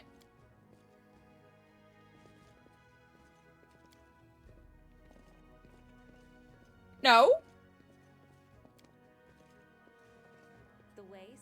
clear. Oh, there you are! Hiram pulls his beard, muttering something that could be either prayers or curses. Upon noticing you, he winces. Eh? What? Ah, it's you, Luciana. That was not a short joke, no! It wasn't intended to be. Did I startle you? I'm not apologizing. This character does not apologize. Tell me about your past. My life is divided into two parts. The first was filled with blind wandering, doubts, and attempts to serve Torag. The second part began when I accepted Grotus into my soul and received a clear vision of the world. What exactly would you like to know? Where are you from? My life story began in Larad, a city of dwarven clerics and acolytes. They served Torag, and the other dwarven gods, Torag's brothers, Ongrad and Magrum, Torag's wife Fulgrit, his daughter Boka, his sons Gredinar, Kos, and Trud, and also Torag's sister Drongvit. Hiram cursed his lips in contempt. I wouldn't be surprised if they built a temple to Torag's pet dog. Sorry, I let myself get carried away. Hiram sighs and pulls his beard several times. Larad is the second largest dwarven city in the Five Kings Mountains. It's built up around numerous temple caverns, which serve as places of worship for all the dwarven gods. Many pilgrims from every corner of Golarion come to Larad to pray to the gods. Some remain to live there. This city is simply imbued with faith. You can't swing a dead cat without hitting a cleric. It's no surprise, inspired by the aura of this city, that I decided as a young boy to dedicate all my efforts to become a cleric of Torag. You once decided to serve Torag? Not just tried. It was a burning passion. I craved it by day and dreamt of it at night. Hiram shakes his head as if amazed by his own stupidity. You see, Luciana, from my first days, I felt the presence of the god at my back. I heard his whispers and felt his power, though the nature of this power was unclear to me. I thought Torag himself was trying to speak to me, and I did all I could to understand his words. Oh, what a naive fool I was. I had no idea that Torag, that uncompromising, conceited god, glamorized by all dwarves, was capable of betrayal. He turned away from me, Luciana. He left me in the hour when I put all my hopes in him and desperately needed his support. Torag is the god of craftsmanship, so every follower, especially the clerics, must smith their own suit of armor. The day when this work is finished is like the second birthday for a dwarf. He is newly born in the eyes of Torag. Hiram sighs heavily and falls silent for a time. My second birthday never came. I couldn't make armor. Not even a sword. Not even a simple nail. My hammer smashed my fingers and fell on my feet. Molten iron burned my hands. The clerics laughed as they healed me. They used to say I was cursed by Torag. So finally, I gave up any attempt to please the betrayer god. And if Torag really has rejected you, is that enough reason to leave your homeland? You don't know much about dwarves. How can a dwarf cursed by Torag go on living in a city where every single soul bows to Torag? I was alone, disgraced, humiliated, insulted. A lone tear glints in the light before sliding down Hiram's cheek and hiding in his beard. I was trying to drown my sorrows in drink, but even the owner of the cheapest pub on the road would laugh at me while he put those mugs in front of me. I couldn't take it any longer. I wanted everything to end. But there was one thing that kept me going, and prevented me from ending my life. I could still hear that divine whisper behind my back. It was faint, yet faint. It took a long time before I could hear it clearly. But having heard it once, I could never forget it. It was clear that none of Larad's deities favored me, so I left the Five Kings Mountains and went out searching. I didn't know dwarves ever worshipped Grotus. How did you learn about him? Oh, but that blessed day became the beginning of a new life. Alone and abandoned by all, I spent many dull hours in a filthy tavern by the roadside. I don't recall the town, nor even the country. I had no money. In fact, all I had was a hunk of stale bread. I was weary and almost fainting from hunger. And that was the moment when the whisper from my God became more clear. It was like he was calling me. At last my sufferings have come to an end. It was a miracle, Luciana, and I had paid full price for it with my torments. I couldn't control myself. I walked out of the tavern and straight into the nearest forest, and there I found the ruined temple of Arodin, the lost god. Several figures clad in robes were holding a silent service there, a service to a god I knew nothing of. None minded when I stood beside them. For the first time in my life, I felt myself at home. My new brothers told me that they were clerics of Grotus, the god of end times. They were traveling around Golrion, spreading the teachings of Grotus, despite all the persecution, contempt, and misjudgment they received from others. I gladly shared this burden with them, for now I knew whose voice had whispered to me through all these years. Wait, so you couldn't make even a simple nail and you blamed Torag? Are you suggesting that my problem was not a curse, just my own inability to work with metal? Or are you saying I was just too lazy? Harren looks into your eyes defiantly, his hands trembling with suppressed rage as he runs his fingers over his beard. You're a fool if you think so. An ignorant fool. Have you ever met a dwarf who can't handle a smith's hammer? Even our children craft knives. No, no, no. Torag is the cause of my sufferings. The betrayer god deliberately cursed me, just to make a laughing stock of me.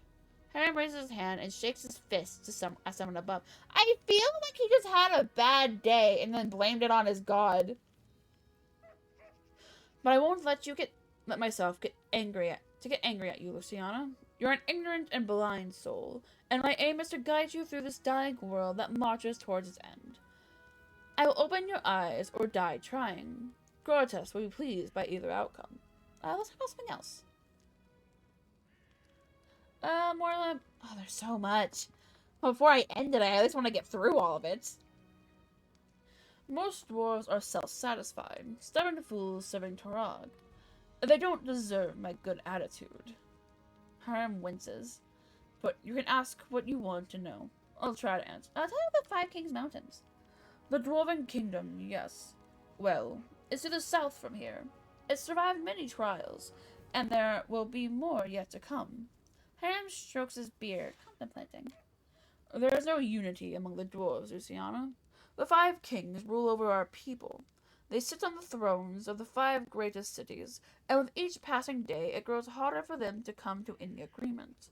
The only thing uniting the 5 Kings Mountains is the sky citadel of Highhelm, the great dwarven fortress at the Heart's Mountain. At the mountain's heart. Have the dwarves always lived on the surface? Oh, no. Eons ago, all dwarves lived deep beneath the surface, and they did rather well, judging by the historic records. They built fortresses befitting noble dwarves, but our restless god, Torag, sent us a prophecy, the quest for the sky.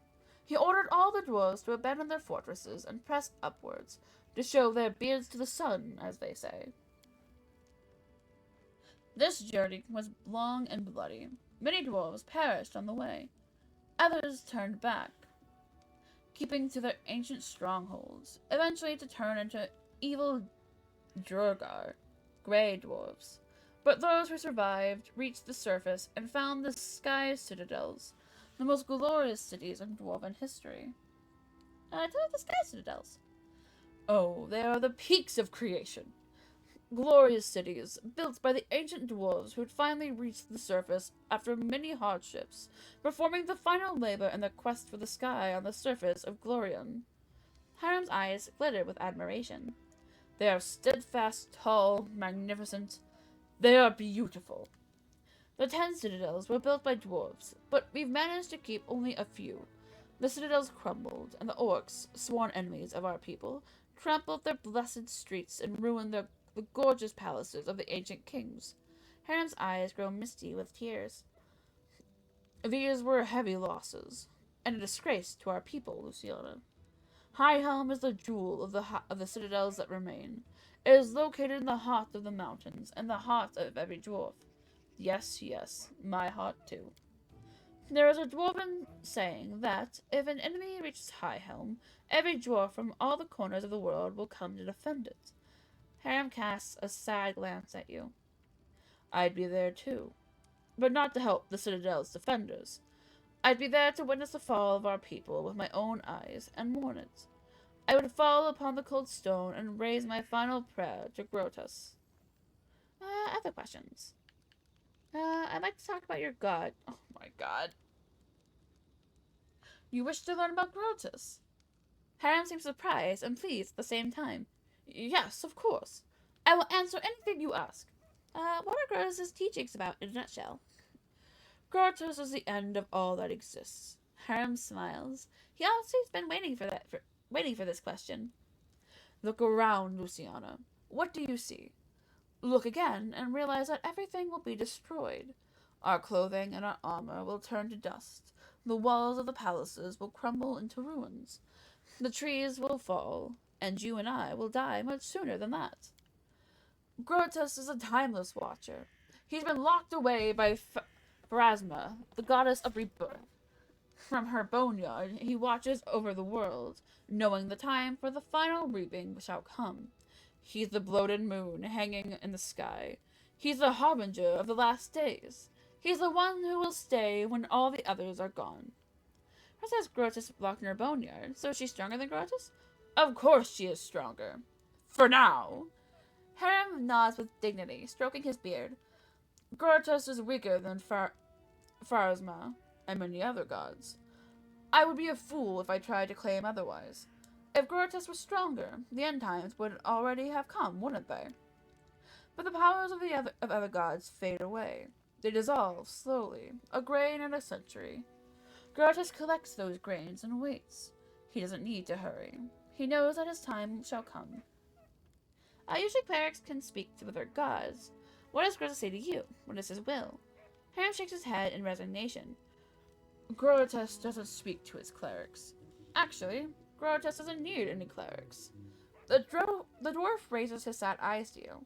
He only allows his whispers to be heard, and only by those who are dying to hear them. His words are unclear, but they call to you. His voice comes with the soft rustle of fallen leaves, with the woeful wailing wind at the mountain pass, with the roar of the raging blizzard, and it calls you to strike out on the road. Onwards, always onwards, over the pass, over the bridge, and further along. Up ahead, where the edge of a grey robe flashed, and a candle sputtered for the last time before dying.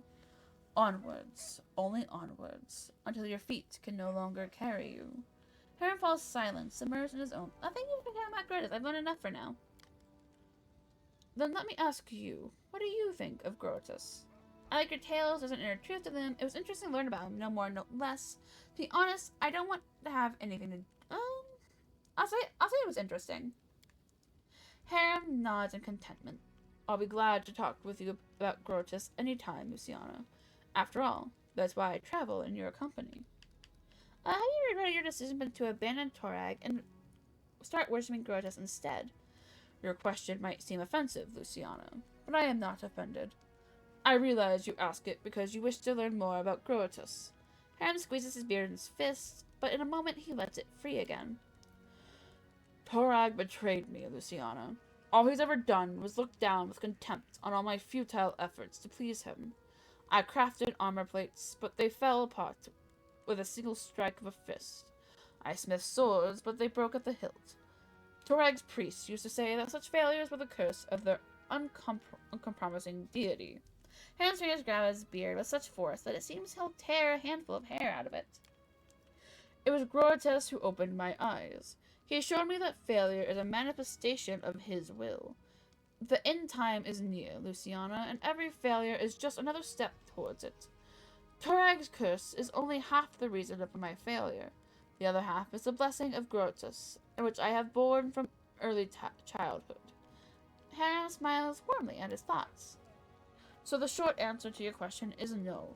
I've never regretted opening my soul to Grotus. However, Grotus doesn't spare the minds of his clerics. They all go insane eventually. Is that true? Ha! Who told you that? I like to look that slanderer in the eye. Hiram burst into laughter, but you can't understand what's so funny. You see, Luciana, sanity is quite a relative concept. Hiram says this as his laughter resides. Each of us is certain that he is the sanest creature in the world. Meanwhile, we periodically doubt the sanity of others.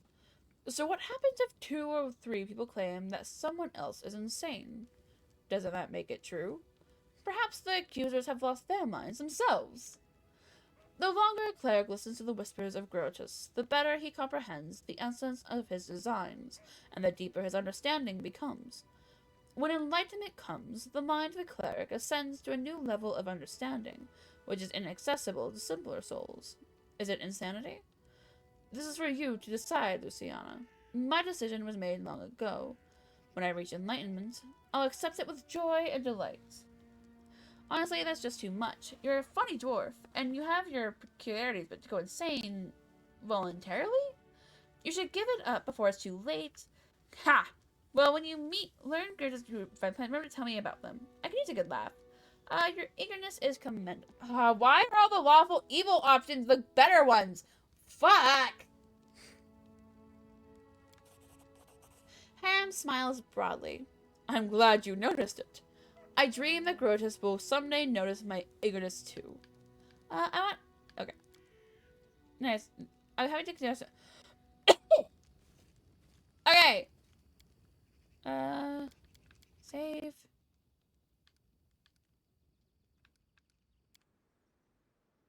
Hesitation is a waste of time. What time is it? I'll go ahead and try to travel and then see what happens.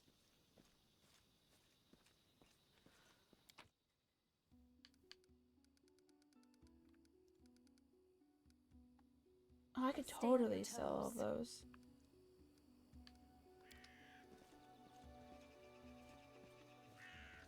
It wasn't progress. I was just talking to people.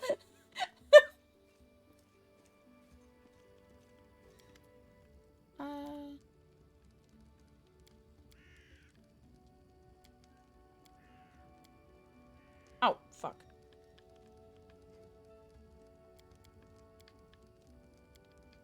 I want to get rid of the sword.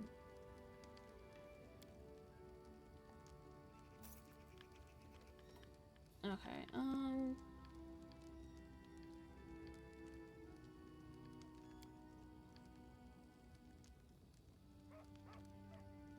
Okay, he's using a mace. But I feel like I should be playing him to... I'll look at it later. I don't think I can gift it to the other characters, which is an issue. Careful now.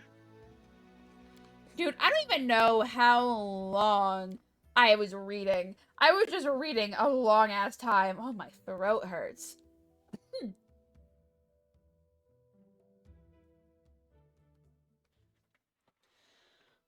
Okay, I think this shows where I'm supposed to be going. Oh, that's a cave. That's the Thorn Fort that I need to go to.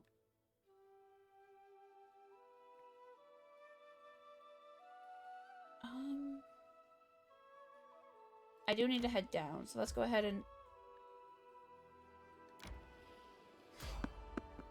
Oh, bitch.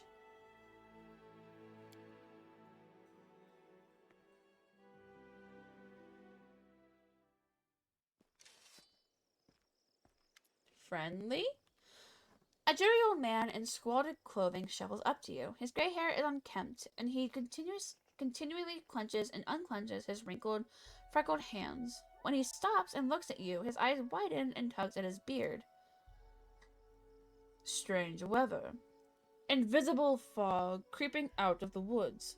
Soars beyond the sky obscures the sun and moon. Strange. The old man shakes his head, his eyes shifting about, seemingly at random. I don't like this old man. Looks like the kind who can cast the evil eye. Move along, old man. We have no alms. Who are you? The old man freezes for a moment. Remus. That won't help with the fog. What are you doing here? The old man raises a thick eyebrow curiously. I do nothing. Breathe. Walk. Observe. The fog looks visible enough to me. I see more than ever. I've never seen so much before. The old man wipes his hand across his face and sighs wearily. But someone must look, and no one else can. Invisible fog. Does that mean you can find your way through it? The fog is wrong. It hinders your legs, not your sight. I wish not to try. I don't have time to listen. I should probably go. Stares at you intently. You hasten? You should. Your rival wastes no time. He races, but in another direction. He searches for power. He'll find it.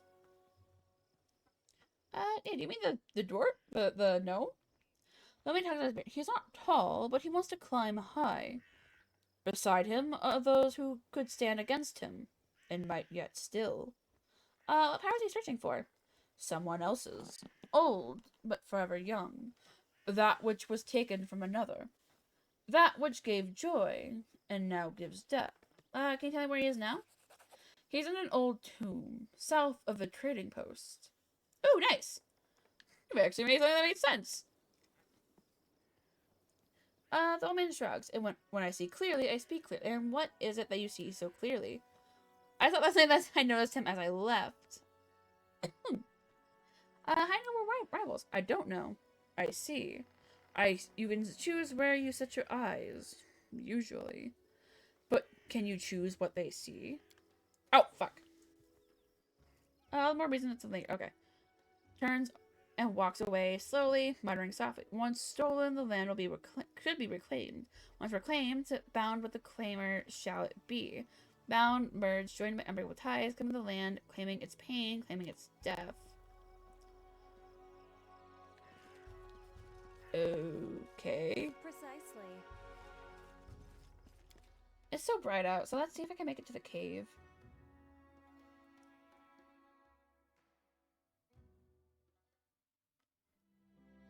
Okay, so there's that, and I guess that's where, yeah.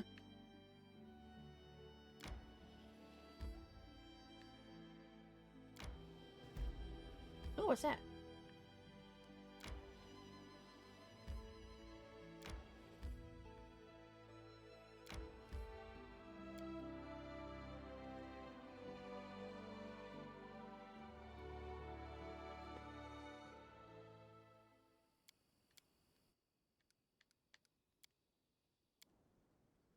Everything has a price. That it Quiet does. Footsteps. Alright, where's the entrance to this? Is it?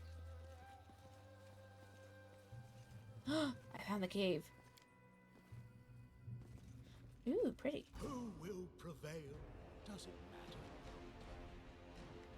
Cover me.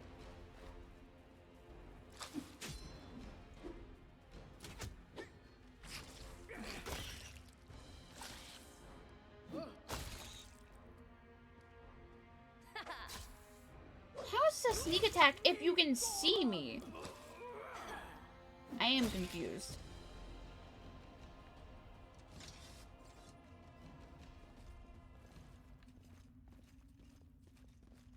Okay, so I can't get anything from them. That's upsetting.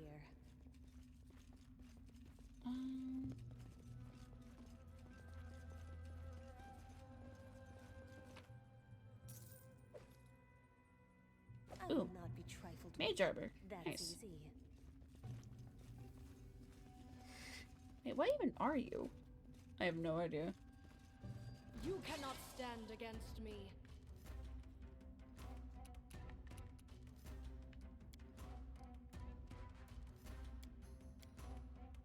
Your death awaits.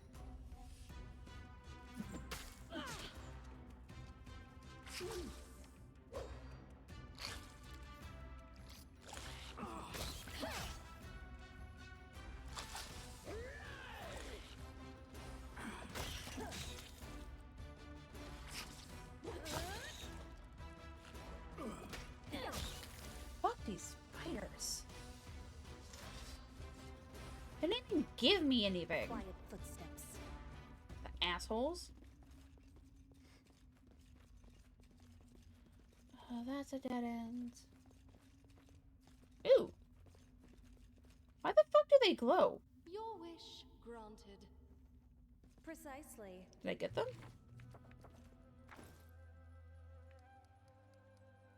Oh, I did. I do things my way. Some small-sized enemies, such as rats, spiders, or man, can gather into swarms and attack as such enemies can be extremely dangerous. They cannot be defeated with simple weapons, however... Ow. Careful now. Scared? You should be.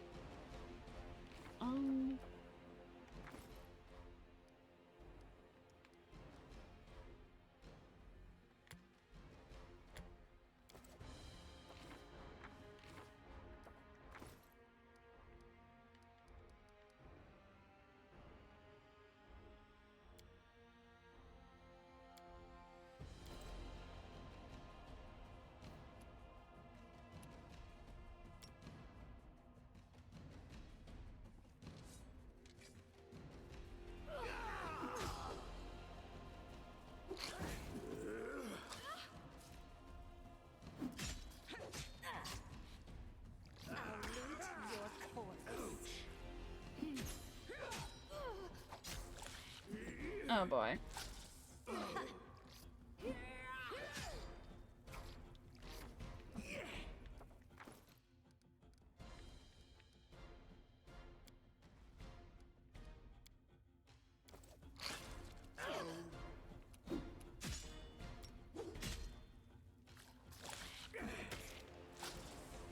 Could be worse.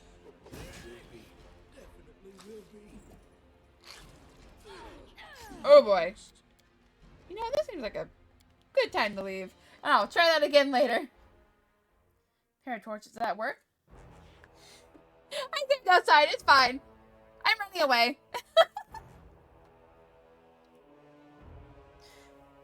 I'll do it tomorrow. Wait, not tomorrow. Today's Wednesday. Wait, no, today's Tuesday. No, today's Wednesday. Yeah, I'll do it tomorrow. I'm gonna run for now. I do not blame you, stop it. But, thank you all for joining me today. It was so much fun. I'm sorry the music is not playing. Can I change that? Can I change if... sound...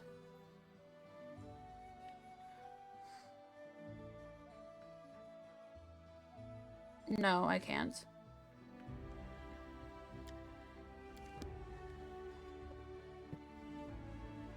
Sorry, no, I cannot change so whenever I exit the game, it pauses. It's fine.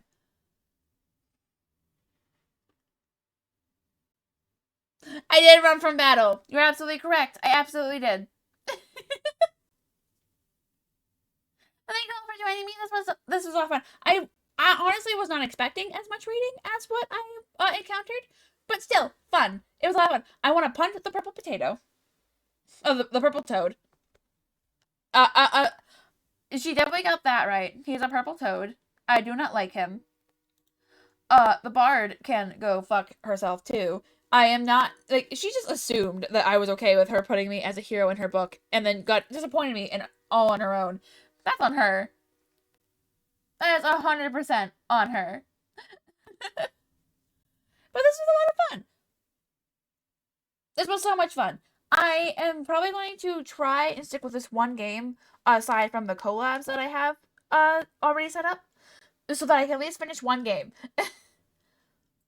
Since I don't know how often I'll be streaming until I get, like, a for sure schedule going.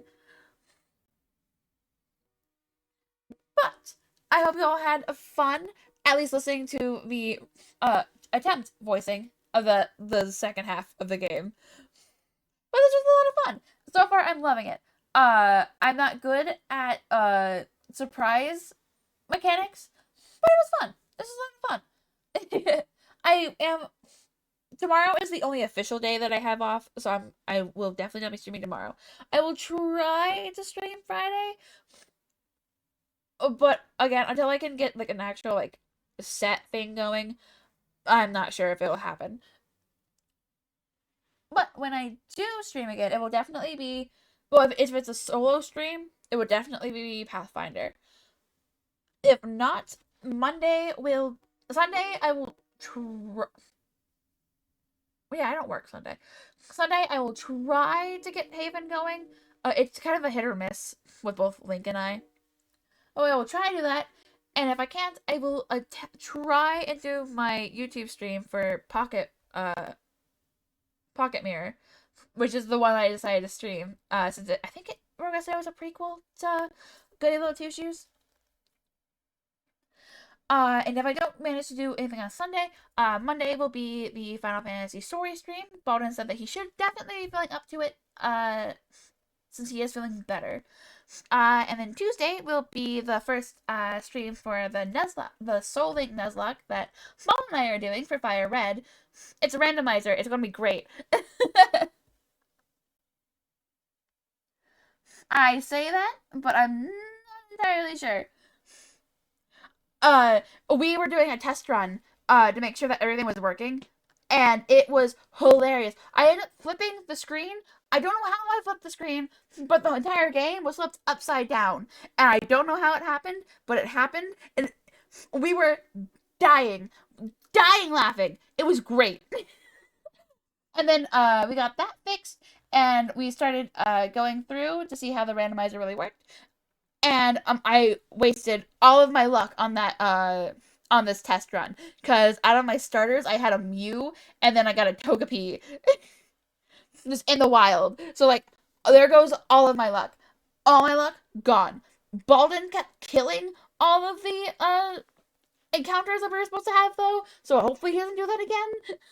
Because if not, we might be fucked. We might be screwed. Yeah, like, that is the... Oh, and then also we are going to try and get Baldur's Gate up and running again.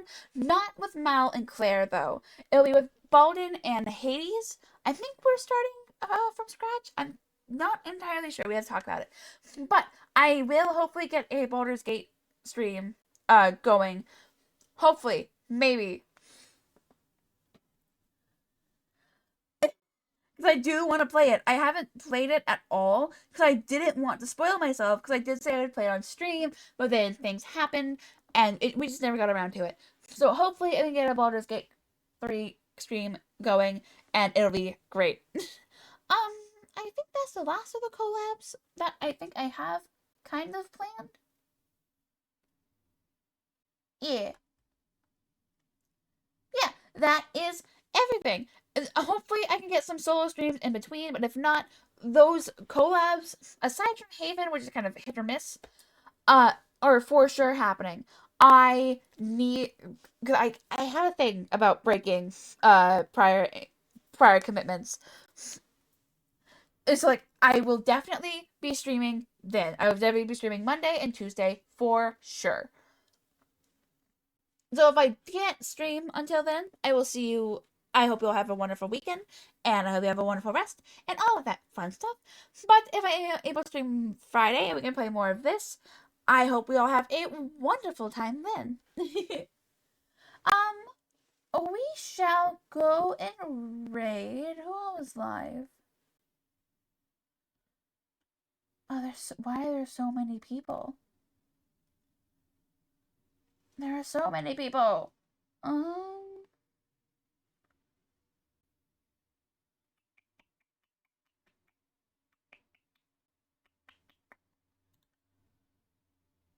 Oh, Roka would like it if I raided him. But I don't know if I want to raid him. You know what? I'm gonna play it safe. Let's go raid. Oh, I was gonna raid Agent, but he's playing Fortnite, and I said I would try not to raid anyone with playing Fortnite. So never mind. Let's go with. Let's do Vaughn. He's playing The Last Faith. The art's creepy looking. I like it. Yes, we're gonna go raid Von Locke. I think Pixel rated him. I can't remember how I found him, but Pixel! No!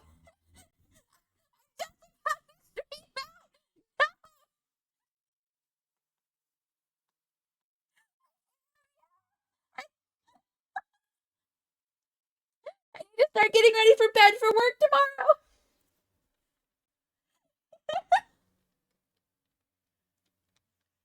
I have work. I can't.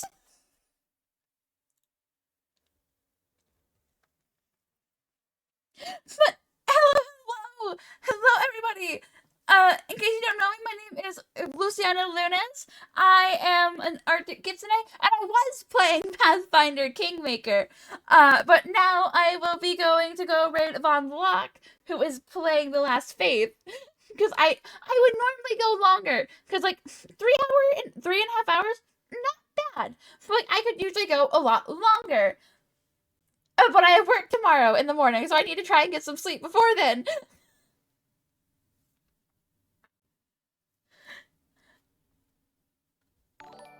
Yeah. Okay, so I did find him through you. I couldn't remember who I found him through, but I knew I found him through a raid. It was through you. Okay. Oh, hi, Ikea. Thank you for the follow. Thank you. You are now my darling pup. Welcome to the den, honey. I hope you had a wonderful time with Pixel. I'm sorry I couldn't enjoy you guys more, but we're going to go get some lots of fun. I hope you have a wonderful time with him, and I hope you all have a wonderful night and have good sleep. And I will see you all either Friday or Monday, depending on when I am able to stream again. Yeah, let's go! Raid Part 2! You did! I'm sorry, Devious. Again, if I didn't work tomorrow, I'd probably be streaming later, but I don't. So I'm just glad you're able to stop by.